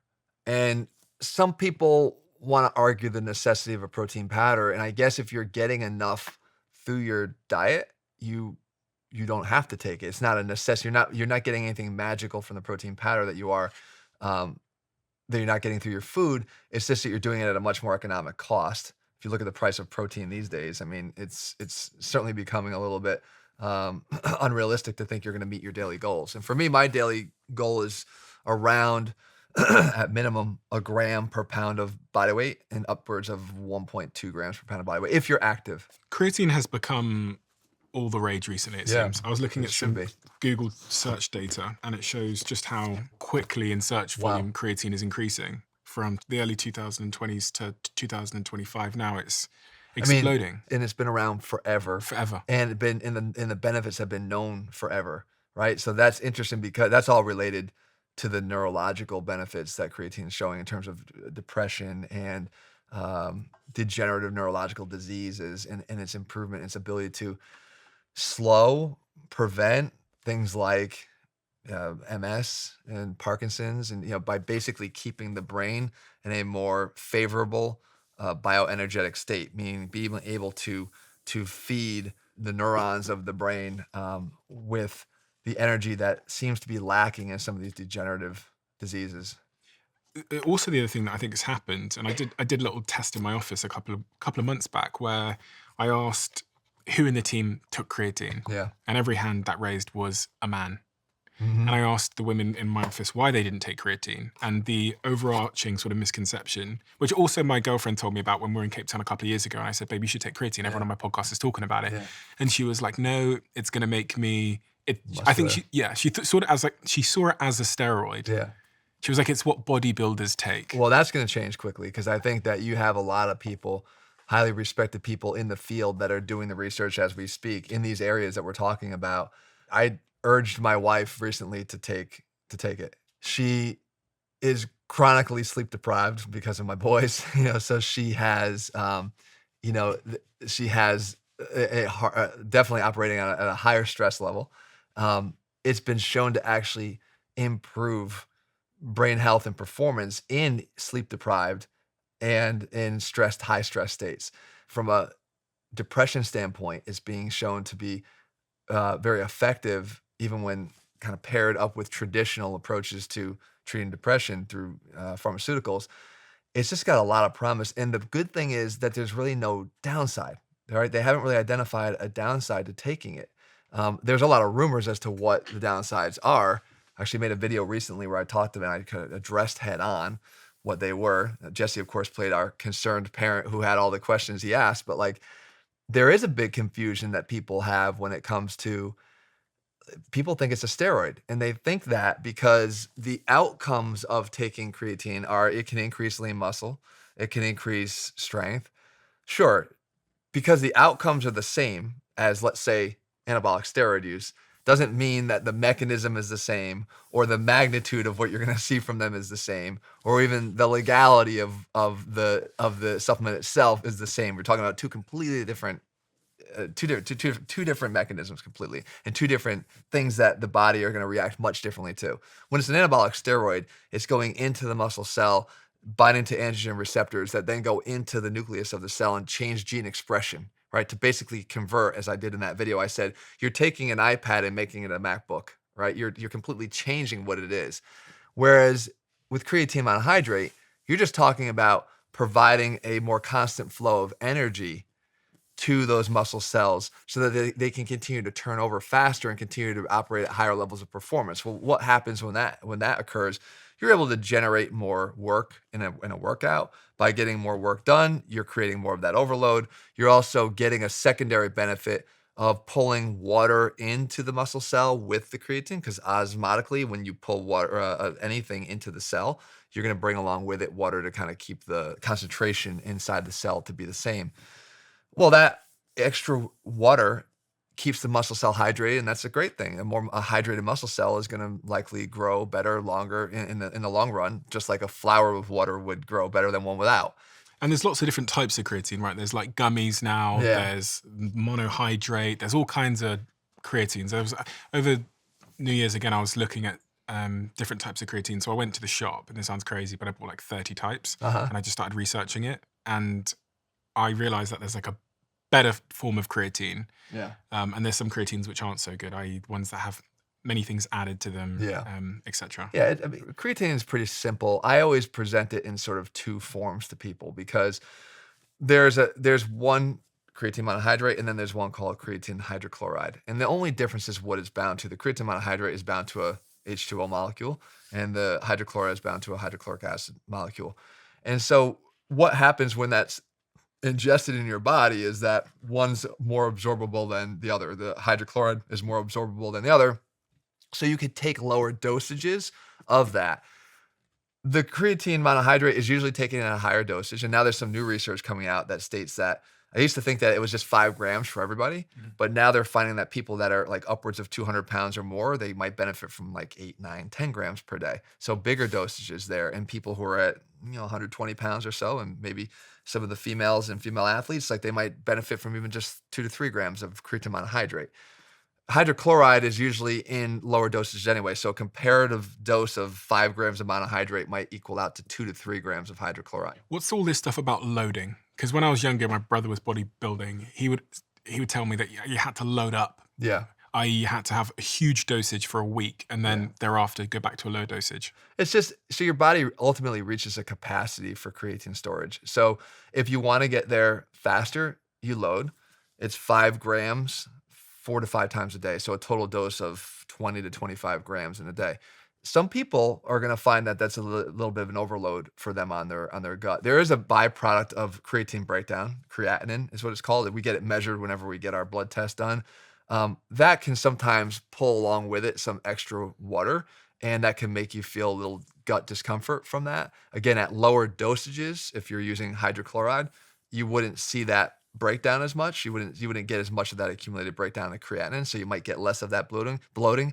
That's the only indication why I would ever suggest hydrochloride, is if you are some of that 15% of people that have some sensitivity to that.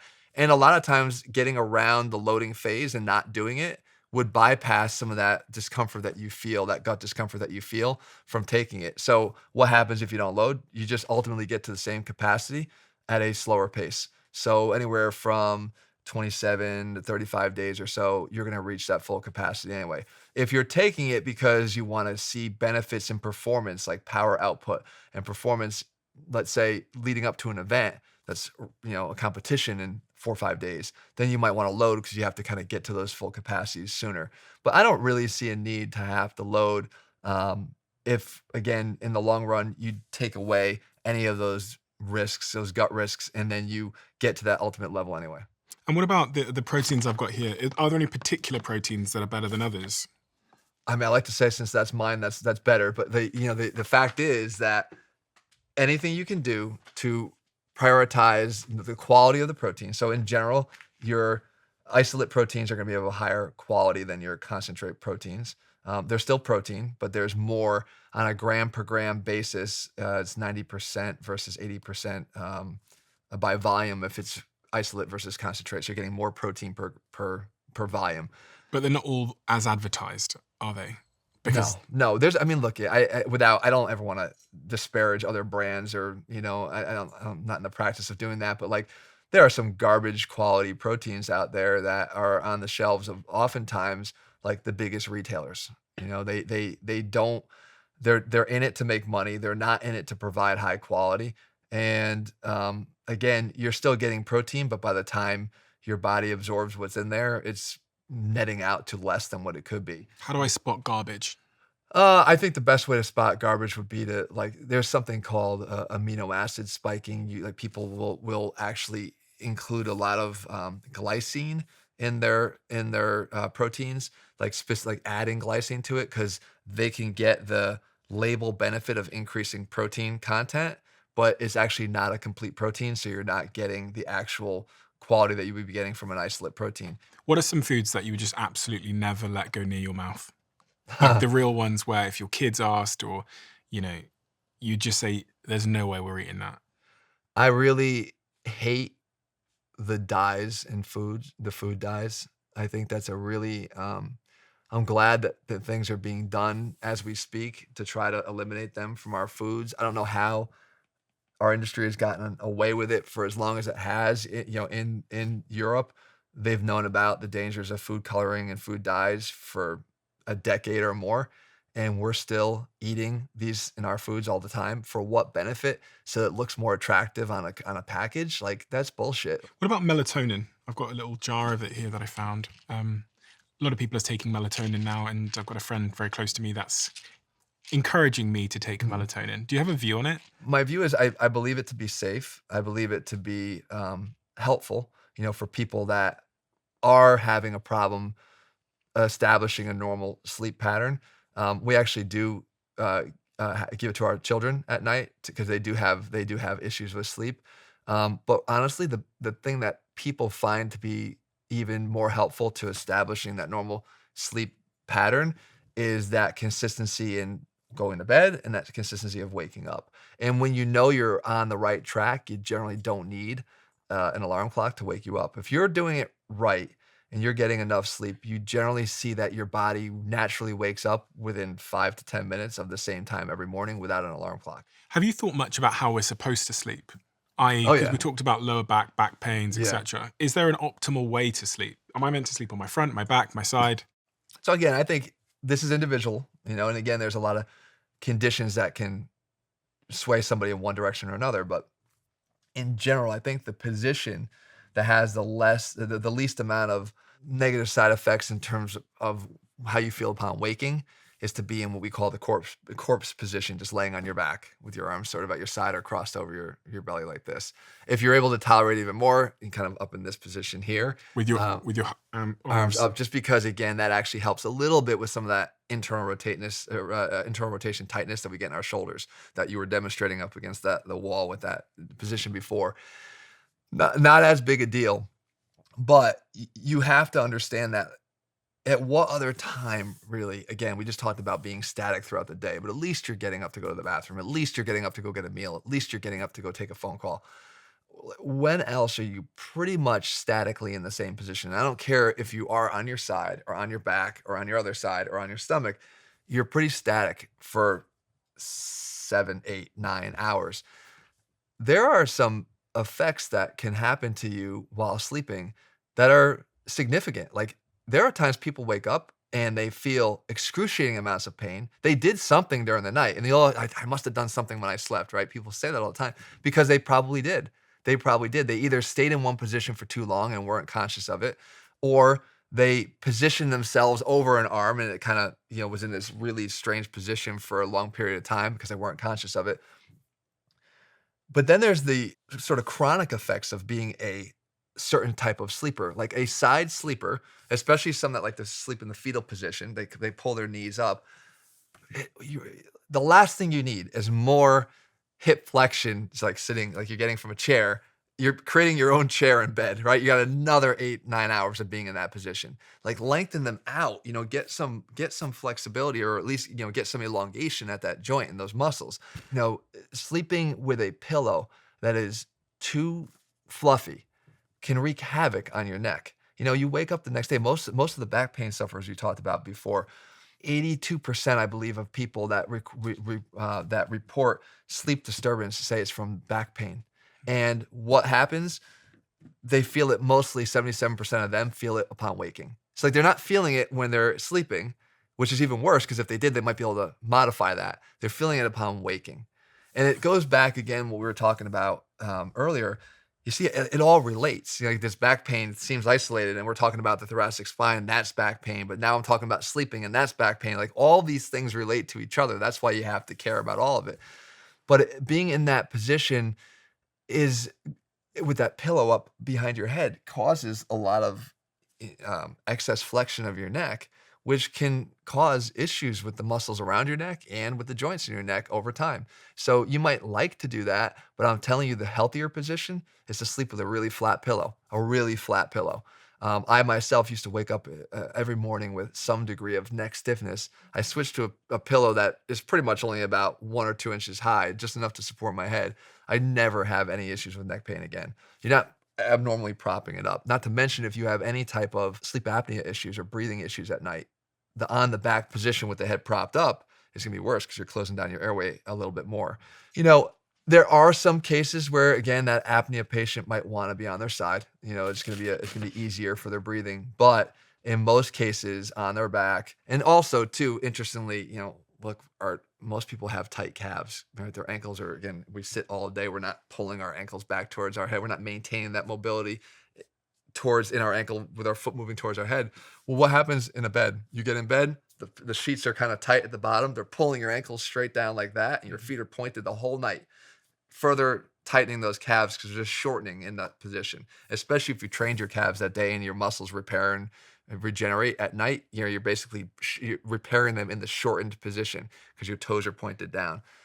I always say if you're going to get in bed, loosen up the sheets at the end of the bed so that you can at least get the ability to move your toes backwards, or they're freely moving. They're not being forced into this position. So lots of little tweaks you can make, and some people think they're not as important. I think they're very important given how long you stay in those positions. Never in any other portion of your day do you spend that much time in that position. Jeff, what's the most important thing we haven't talked about that we should have talked about as it relates to health, fitness, longevity, and I guess just more broadly, just living a good life?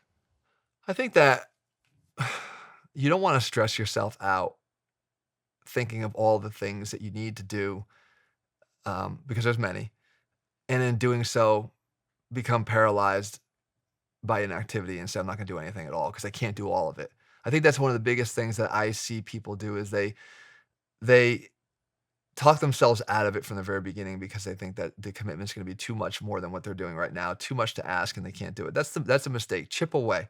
Make those. We talked about nutrition again. Like, make that first pass. Take away the obvious stuff. The stuff you know is just not contributing to a healthier life. Then make another pass when you're ready. From a fitness standpoint, get yourself to the gym. Try to do that first thing we said, to take that first action. Get yourself out the door. Get a habit of doing that over a period of a couple months. You want to start to adopt a more intense training plan, or you want to start to adopt a more intricate training split. Fine. After, don't worry about it. Like, the most important thing is to get started and then adopt some of these little things. I'm really noticing that my thoracic spine is not mobile enough, like Jeff said. I mean, hang from the bar, do that one little activity each day. Those are the types of things that will pay big dividends when added up, but don't be daunted by the thought that all of them have to be done or you're not going to be healthy. Any investment that you make into your body is going to be a good investment that will pay off. Maybe not even right now, but as you started this with the idea of down the road, like, you're realizing now at 32, it's going to matter at 52, 62, 72. And so by doing what you're doing now, you're making the right step in the right direction. That can always be intensified as you go. And by the way, your ability to intensify it and do more is going to be so much easier than when you've adopted the habit and you actually enjoy what you're doing. And rather than making that big departure from what you're doing now and thinking you're just going to all of a sudden start loving all these things, you're not, and you're likely going to wind up, making yourself not want to do it. Jeff, thank you for doing what you do because, as I said to you before we started recording, you've been the go-to resource for me over the years. And in fact, whenever I've got a challenge, whether it's like how to build my triceps or how to avoid an injury or other challenges relating to strength or longevity, all these kinds of things, I'm always happy when I find your videos because you're someone that everybody trusts. You're someone that presents the information in a really, really clear visual way. You're famous for drawing on your own body, showing how the muscles sort of extend and where the muscles are and the range of motion. But you've helped me for free for a long, long time. Like, I think probably a decade. I think I spent about 10 years as you being my sort of personal trainer. And because this information is free and it's on YouTube, you would have helped literally billions of people. I mean, I was looking at your channel. I think you've got almost 3 billion views. It might even be more now, just on that one channel alone, but then the clips and everything else and how that's inspired other people to become trainers on YouTube. So on behalf of all of those people, but also on behalf of me, just thank you so much for doing what you do. We have a closing tradition where the last guest leaves a question for the next guest, not knowing who they're leaving it for. And the question that has been left for you is, what would you change about you first and secondly? Now, answer, why haven't you? Okay. What would I change about me, and then why have I not? Wow. Oh, man. There's not much, and I'm thinking off the top of my head here. So when I identify something that I want to change about myself, I usually do a pretty damn good job of putting in place steps to make that happen. And there are things that are quite personal about myself. There are things that from a relationship level, there are things from a self-improvement standpoint. Like, I always seek to identify areas that I can improve, and I do make those changes. And I take it serious and I make steps to do that. So of the things that I've wanted to do, I think I always wanted to be more adventurous. I think that I'm a bit of a homebody, and I think that my wife is a big traveler, and I think that I probably would benefit from being a little bit more adventurous and taking some vacations to places that I would never ordinarily go to. if I'm looking for a travel partner or someone that could do that, she more than would be willing to want to do that with me. So I think perhaps I wished I would have changed that. I could certainly use an excuse and say that the boys keep us very busy, and there's a lot of reasons why I haven't, but it's probably not a real good excuse because we do find time to go away, but we seem to go back to the same places all the time. You got to give me two, it says, first and secondly. I wish I could be a little bit less judgmental from time to time, and if anything, just keep it on the side of opinionated, but be open to hearing the opinions of others more. The reason why I haven't, I think, is more of wanting to be heard. Maybe in a time when I was a kid of not being, I was the third kid, so I was probably not heard as much as I often thought I wanted to be. So the opinions come out first as a reflex. But if I could do that, I still wish I could get a little bit better. Thank you. Thank you. This has always blown my mind a little bit.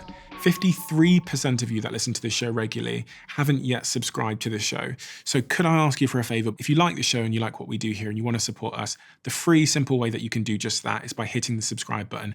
And my commitment to you is if you do that, then I'll do everything in my power, me and my team, to make sure that this show is better for you every single week. We'll listen to your feedback, we'll find the guests that you want me to speak to, and we'll continue to do what we do. Thank you so much.